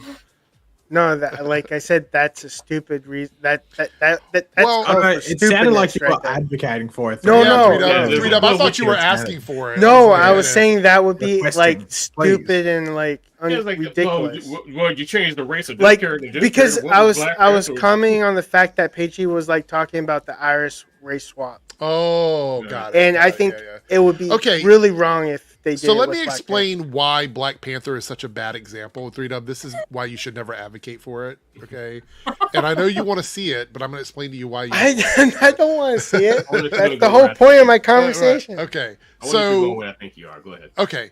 So, there's actually 2 reasons why I think this is it's bad to use Black Panther. Like 3Dub again, I'm not talking about you. I'm talking about the people on the Sounds like you are talking about him. No, I'm talking about everybody else. 3Dub's made it very clear he wasn't speaking for himself. So, 2 reasons why it's bad. The first is that Black Panther's identity as a black character is tied directly to his story in the comics. And it matters. Like if you're going to say, what are 5 things that make Black Panther a unique character? Being in a tribe in Africa is one of those things. That is what is part of his identity, the way it's passed down, all of those things.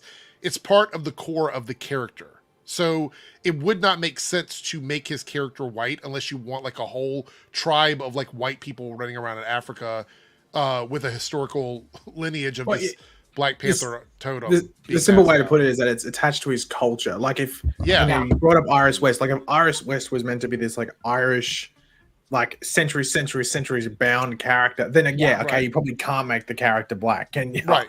But Iris is just like a base character with no real culture, history sort of thing. You can make the character whoever you want if you want to. I would even say it's like making Dr. Doom black. It's like, no, he's Eastern European. Right, exactly. Yes, that's it. Like Shang-Chi is Mexican now. Yes, exactly. So this is the easiest way. Like if somebody's cultural identity is tied to their character, it doesn't make sense to change them unless and I'm going to put a little asterisk on this, it is like a one-off fantasy Elseworld story where you're just doing something as a one, like, yeah. But if you're talking about like the character's identity as a character throughout the entire universe of this character, changing something like that makes no sense if it is tied to their culture, like Paige was saying. Like Black Panther being Russian, which she's not. That wouldn't make any sense either. Black Panther, like, the identity of that character is deeply connected to an African character, so it just wouldn't make sense for that character to be someone else. I'm not saying that someone who's not African couldn't be Black Panther, but T'Challa specifically, it doesn't make sense for the only way you can do it is if someone stole the suit. Like, that's literally it. And then but that's what I mean. Like, there obviously somebody else could be Black Panther, but changing T'Challa into a white guy or someone else doesn't make any sense. Yeah, like that doesn't. Yeah, there is one way a white Black Panther could work. A white guy's Black Panther could work.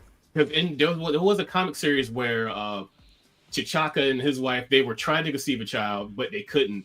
So they adopted this one child who was just abandoned. It was a white kid who was just abandoned somewhere. Yeah. So they took him on, but then they ended up having T'Challa. T'Challa goes on to be Black Panther, and the other kid goes on to be White Wolf. Yes. And that essentially like that, maybe. And that might have been the inspiration for Donnie from the Wild Thornberries. So that might be what you're referencing there. So so that's the one thing that I think people need to understand is if you're making a list of something that is important to a character, if their cultural identity is in that list, then that needs to be taken into account when you're talking about changing that character. Well, however, someone in a comic book who just happens to be white, that has nothing to do with like, it's not even in the top 10 parts of their identity, there should be no issue with changing that character to suit a new story if it doesn't have anything to do with their culture. It just, honestly, it doesn't matter. Basically, I'm trying to I guess what I'm trying to say is like the character doesn't have to change, but the actor who's clearly not Russian and clearly has no tie to Russian, and her name is Scarlett Johansson, does not it makes how. Are we talking about Black Widow now? We're moving to another character with black in their name. No, I'm trying to say why has it got to be black? But in the same time, it's not like, what's his name? Chadwick Boseman was like born in Africa and grew up specifically in the African culture. For example, he grew up with the African American culture. So there's, Russian and stuff. It's still white.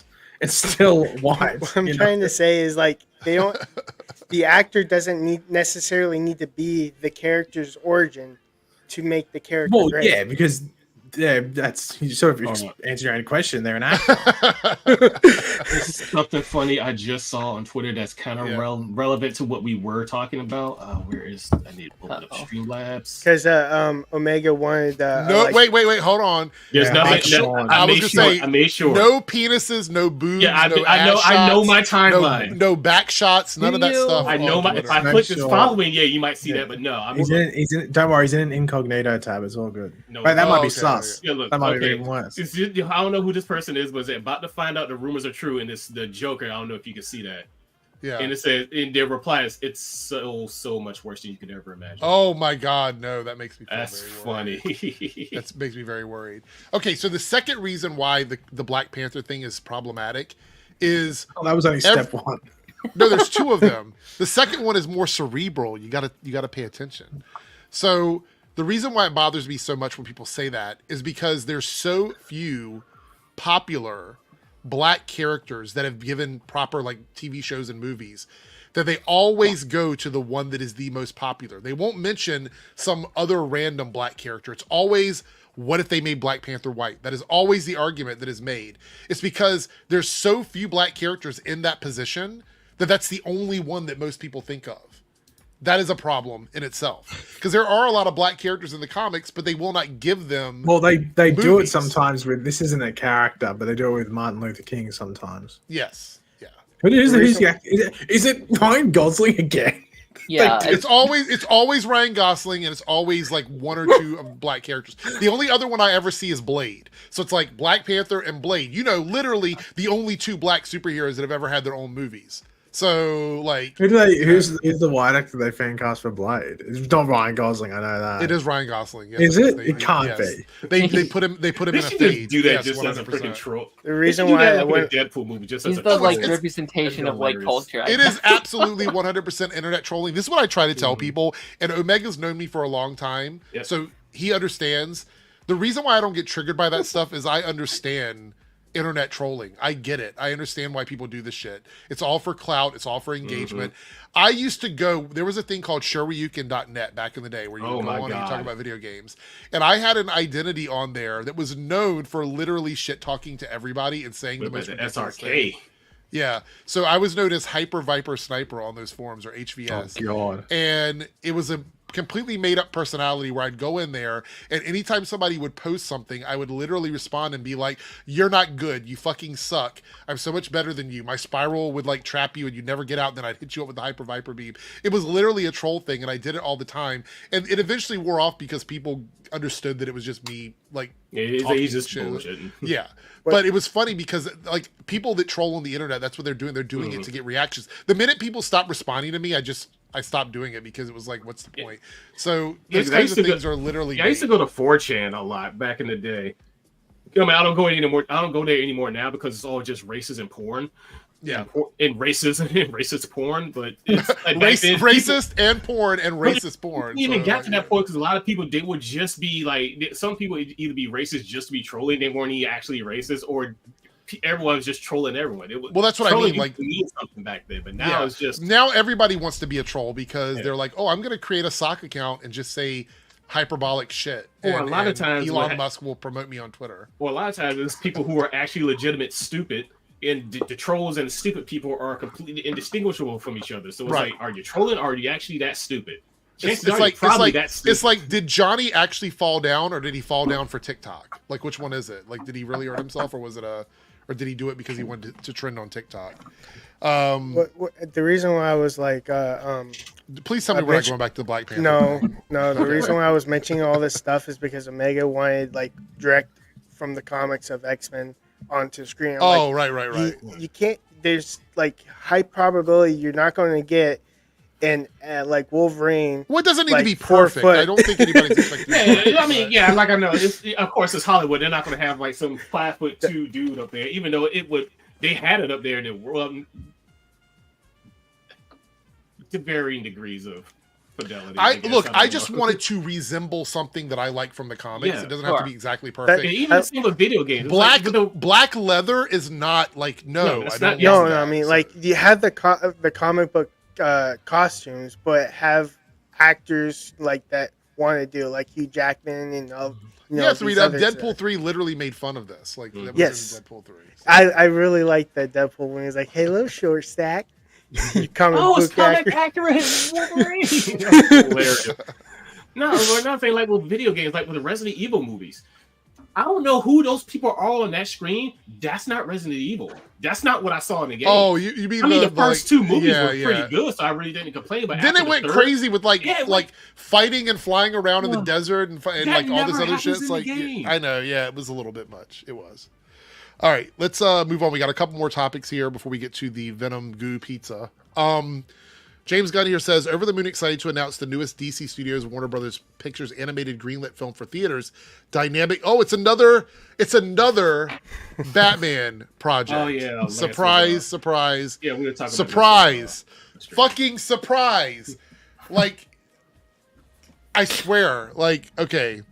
The story of Robin, or should I say Robins, as in Dick Grayson and Jason Todd, the first feature film from the visionary Swaybox, a mix of animation, puppetry, and CGI, a script from the wonderfully talented Matt Aldrich, produced with our partners at Matt Reeves, Six in Idaho, is something special. So Matt Reeves is just all in on everything Batman in the DC universe at this point. Look, this is probably going to be good. I'm not going to shit on it because we don't really know anything about it other than what's said in this block. It sounds interesting. Fucking enough Batman at this point. Like, just... It's enough. It's Paigey, you said this before. We talked about this. They're DC fans and there are Batman fans. And it's like they don't always overlap. And they literally are just making content for Batman fans at this point. Devil's advocate, to play the other side of it, I'm incredibly... Like, I'm with you. I'm like, enough Batman. but we've never had a Robin movie. Like, there's never been like a theatrical Robin. I think it's past time. Titans. Not a movie. What did you say? Wait, what did you say? Titans? Oh, Titans is not a movie. Thank you very much. I think it's absurd we've had 2 Suicide Squads, 2 Joker movies, and we haven't had some sort of Robin movie. Batman and Robin. That's a Batman movie. That's Batman Forever. Well, that is a Batman movie. How much you want to bet Batman is dead in this movie? Like Batman was killed off. Well, if it's Matt Reeves' Batman, he's not dead. Well, they're in the orphanage, right? That's no. I think this is an Elseworlds show, right? They're orphans, so like Batman's going to be in it, but he's probably going to be incapacitated, and it's them teaming up to do something else. That makes sense. I think I thought Batman would be missing. Is more. Well, I know. Who knows? I don't know. Maybe. The only thing that gets me interested. The only thing that gets me interested in this is the actual style that they. Have you seen the studio and their style? Yeah. So I know you might be able to show that. There's a test thing which wouldn't get copywritten. Discussing Film posted one where they posted like the animation studio. I mean, I saw it, but let me see. Hold on. Here, I'm sending it to you on Twitter if you don't want to. Do not send me any kind of like. Yeah, it's sorry. I just sent you Omega's special file. My bad. Did they ever say? I don't think they ever. I don't think they ever said where Batman of the Matt Reeves learned how to fight, because it definitely wasn't the League of Shadows. That was one of my biggest complaints. Was that when we talked about it earlier, is that seems like a very boring world for Batman. But come on, let's see. Maybe he goes missing during the Penguin and comes back as a League of Shadows. I don't think so. Upgrade fights. I don't think so. Here we go. All right, Swaybox Studios. All right, let me. I'll stop the music in case there's any audio in this. Oops. All right, here we go.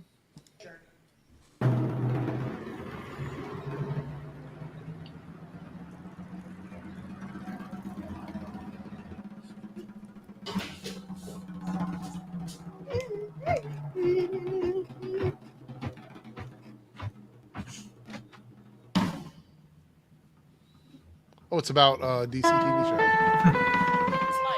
So look, when Haggerty shows up, I'll grab him quick and tell him how he can fit into the campaign. Hey, I don't know that we need to do that. You think so? I do. Okay, you're the man.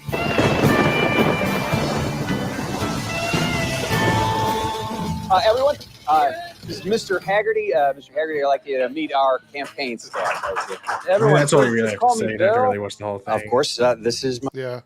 But like, it's a mixture of stop motion, CGI, puppetry, and then live action performances. Yeah. So that means they're going to have to actually cast people, I guess, in the to do the live action stuff. But that's the thing that gets me intrigued, is like how they do that in a full feature length thing with these DC characters and stuff like that.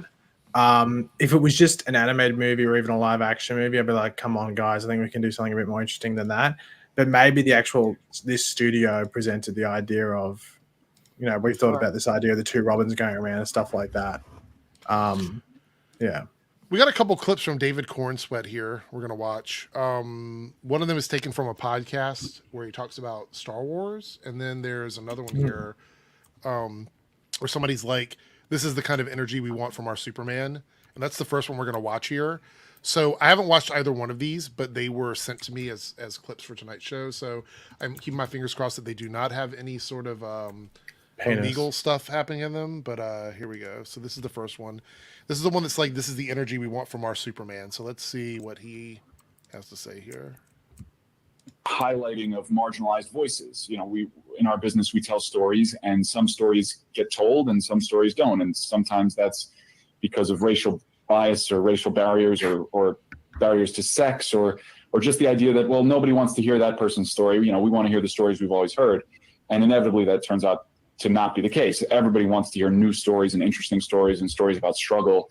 So the idea that the industry would have changed, highlighting of marginalized... Okay, well, that's a small clip, but you get the gist of it. I'm actually surprised that the bully people haven't jumped on this one yet. This clip is like ready to be cooked for them 100%.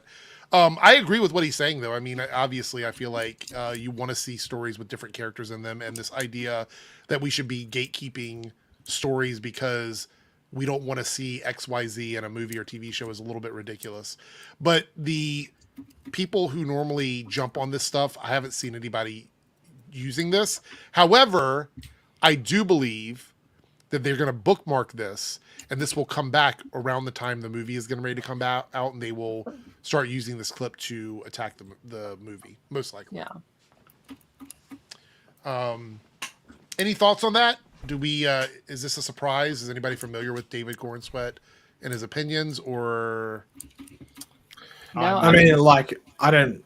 It's sort of hard because it's like extremely short. I didn't really understand the context of like what we were specifically talking about as a whole. I'm assuming the question had to do with like just general media today's or whatever it is. Yeah, I mean, it starts out like he was answering a question about like diversity in media. Yeah, I mean, with anything, you don't know if it's a story that people want to hear until you tell it. So, you know, if you try and do it and then no one buys into it, okay, well then it's a story that didn't work, and maybe you try again with a different angle or a different approach or whatever it is. But yeah, I agree with that. It's like you don't, with certain stories, however marginalized they might be or how specific they might be, you don't know if people want to hear them until you let them hear it. You give them the opportunity for them to hear it, whether it is a TV show, a song, a movie, a book, or whatever it is. Let's see here. This is from a podcast called Manly Things. Oh boy. This one's supposedly about Star Wars, so I don't know. Let me guess as well. Wait. So if we get, just I'm going to preface this by saying, if we just got a clip of him like saying, I like diversity, I like all this stuff, and then this clip is him going, Star Wars is the shit show, we need less black people, we need less women in it, we need less gay shit. If it's like the dichotomy of that would fuck with my head. So let's see hopefully this clip is wholesome. Let's see what, but Manly Things makes me think maybe not. Anyway, here we go. Okay, if there's one kind of character I could play in a movie in my life, what would it be? A Star Wars character. Superman. Okay, Superman's your guess? A Star Wars character. You want to be more specific and get the points? Oh, like a kind of character. Like a Jedi. A Jedi? Yeah. Yeah. Jedi is correct. Cool. All right, so I'm going to steal. Okay, if there's one. Okay, that was very harmless. I was getting worried about that one. I was like, wait a minute, this is going to be bad, but it doesn't seem. Is this just an account where they just clip the just shortest clips possible and just post them up? Maybe. I don't know. I will say, People though, were hating on him for this, which was very strange for me. They were like, oh, he's turning on DC already? And it's like, no, like, who doesn't want to be a Jedi? Like, it's fine. Well, I mean, how can he be turning on DC when James Gunn literally worked for Marvel and now he's the head of DC? Like, what the fuck kind of logic is that? Doesn't make any sense. Wanting to be a Jedi. I mean, look, let's be fair here. That's like one of those things where if I were to say 3Dub, would you want to be in Star Wars? And 3Dub would say, yeah, sure. And then I would say, absolutely. And then I would say, 3Dub, would you like to be a Jedi? He would say, not really. I want to be Han Solo. Oh, wait a minute, but you hate characters without powers. Han Solo is interesting. I said, what's his name? Andor? You've just ruined the whole fucking. Yeah, you can't backtrack now, 3W. You walked yourself. Andor's not interesting. I've said this a bunch of times. Did you think this? Did you watch the Solo movie, the Star Wars Solo movie? Solo, the female was more interesting than the male. So, wait, you just said that Han Solo was interesting. No, I said I want to be like a Han Solo character. No, so Han Solo as a character or a smuggler? A smuggler. Oh, so not Han Solo specifically. You want to like smuggle goods in the world of Star Wars. Well, don't you live in Florida, so you can pretty much do that in real life if you want to.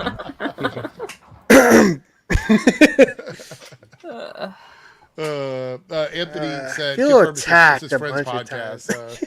But here it says the only movie I could think of that he could be a Jedi is making a couple Origins Jedi is James Mangold one. Maybe. I don't even know if he's like they would actually consider him. I think his career, like in terms of like big career, is going to hinge on Superman. Yeah. Oh. If he does really well in Superman, I think he could become the next like Chris Pratt. honestly, something along those lines. I mean, already like he just did Twisters, and I feel like most people really liked him over there. Like I feel like it's just going to get going. The only thing I've seen him in was that Hollywood show where he's good in the first episode, and then as soon as his character starts to change, he ends up not being very good by the end of it. But that show as a whole sort of falls off. Most of the characters end up pretty unlikable by the end of it. Outside of like the gay screenwriter dude, whatever his name was. So we have there's like a third David Corn Sweat clip as well about like when we're getting a first teaser. I don't know if you saw that. I didn't see that. I think it's from the same Friends podcast.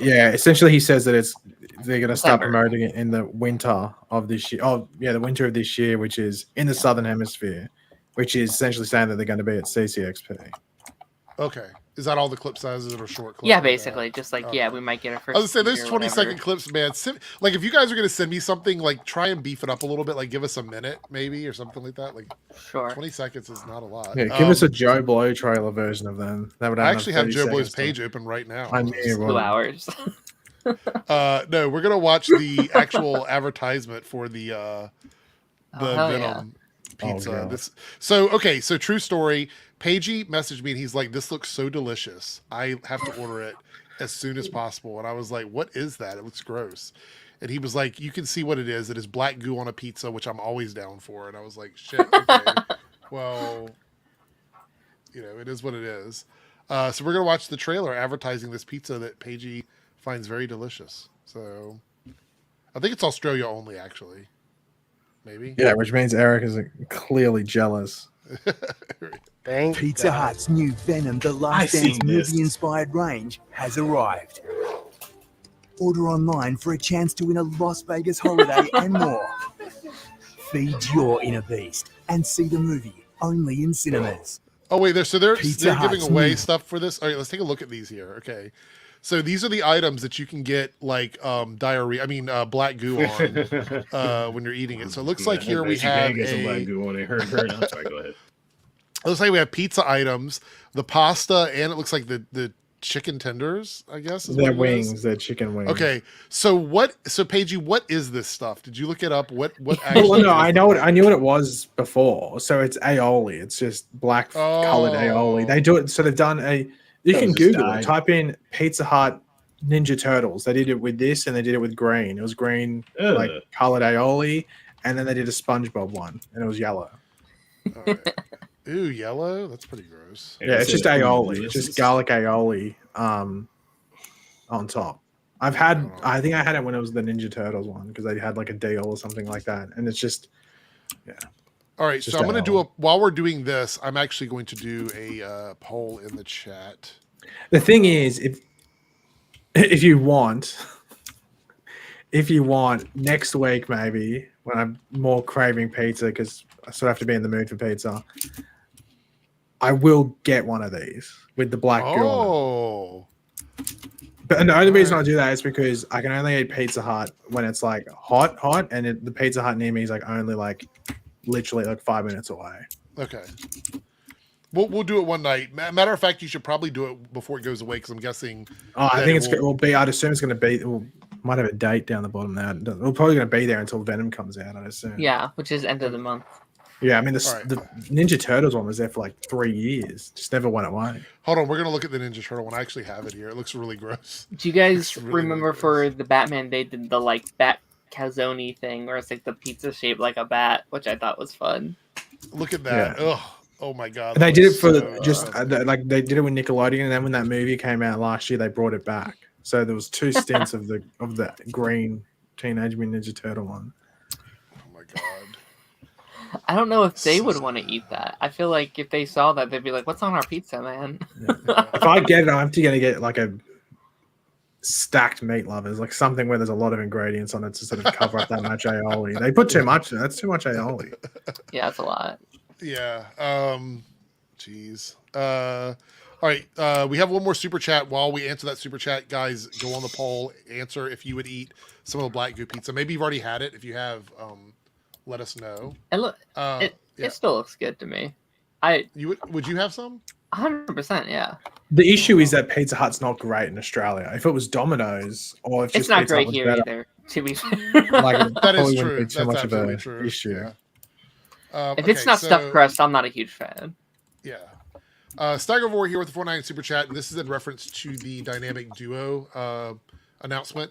They might as well change the name of the DCU into the BCU, Batman Cinematic Universe.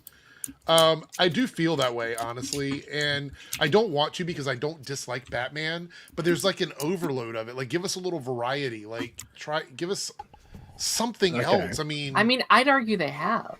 If you look at that first lineup, like you have Swamp Thing and Supergirl, and like the Authority and Creature Commandos. Like I feel the lineup now is more diverse than it's been in a very long time. If we ever get those other projects, though, I feel like those are still kind of like okay. Here's the thing, Jordan. I know he's in Australia. He says I've never had Pizza Hut. So Jordan, if you're deciding to get the black liquid sauce, whichever way, whether it's bodily liquid or not, I'm not too sure, but whatever it is, the black goo pizza, you have to get Pizza Hut hot. Like it has to be like burned. Yes, Pizza Hut cold is disgusting. It has to be.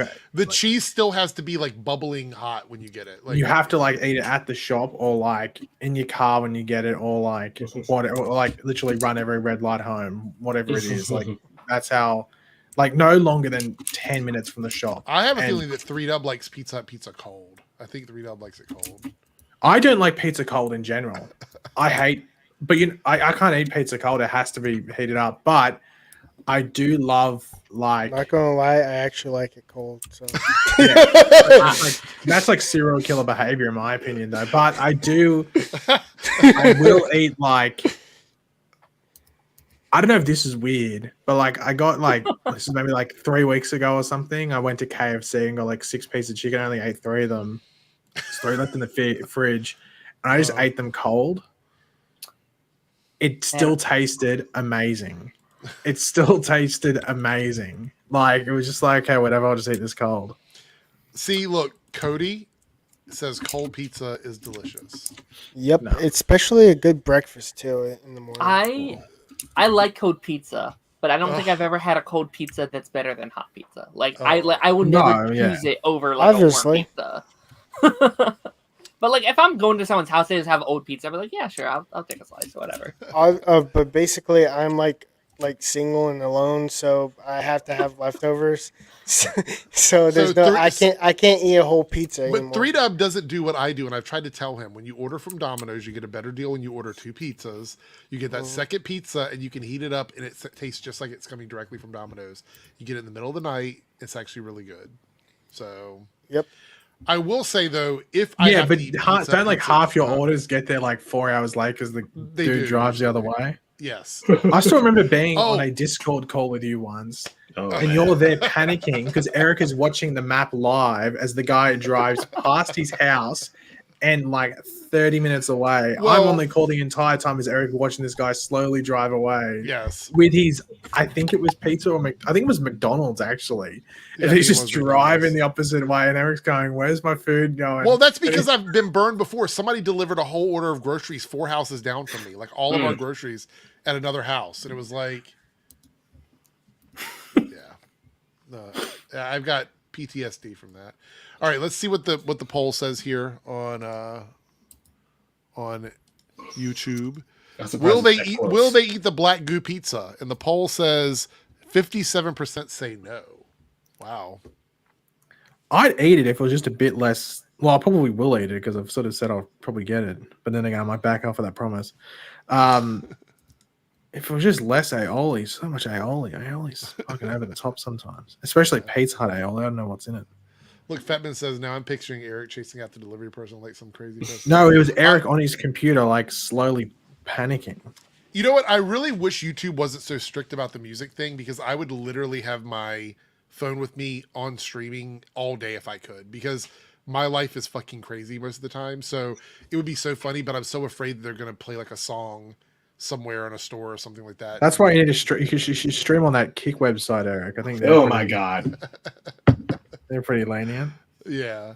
The only way a white guy in Black Panther suit works is if an established character who has a history with child. I mean, that's kind of what Omega was saying. In the same vein as Superman wearing the bat suit, emergency Steve Rogers. Yeah, we talked about the White Wolf character, or a character that's raised with the family, but as T'Challa, no, I don't see that ever making any sense whatsoever for me to make him T'Challa. But what if? Just kidding. I don't care. Oh my God, 3Dub. I knew you wanted to see it 3Dub. When you were talking about it. I know you wanted to see Ryan Gosling as show, Black Panther. You know, like yeah. it's quoting the TV show. Yeah, I'm actually because it's an Elseworlds thing. Yeah, I'm actually about to head out here. I'm really starting to. We're actually getting ready to wrap everything up, so you're cool. heading out. Anyway, thanks everybody for coming. I will be live again on Thursday. I know it was a day off this week, but Thursday's another Nocturnal Nerdcast. Monday is going to be the after party. We're going to talk about Superman and Lois, and I will talk about Joker as well because I'm going to go see that before Monday. So if anybody wants to do a review on that, we can. I know we didn't talk about it here. I know Omega wanted to talk about it. Maybe we'll do it on Thursday if he's free. Yeah. We'll talk about the Transformers 1 and the Wild Robot as well on Thursday at the end of the stream. I'll just have to remind you because I didn't have it in my notes today. Anyway, thanks everybody for coming. Thank you 3Dub. Thank Darren. Thank Omega. And thanks to Paigey. And maybe we'll have the black goo pizza soon. We'll find out. Anyway, see everybody later. Bye. Yeah. Bye.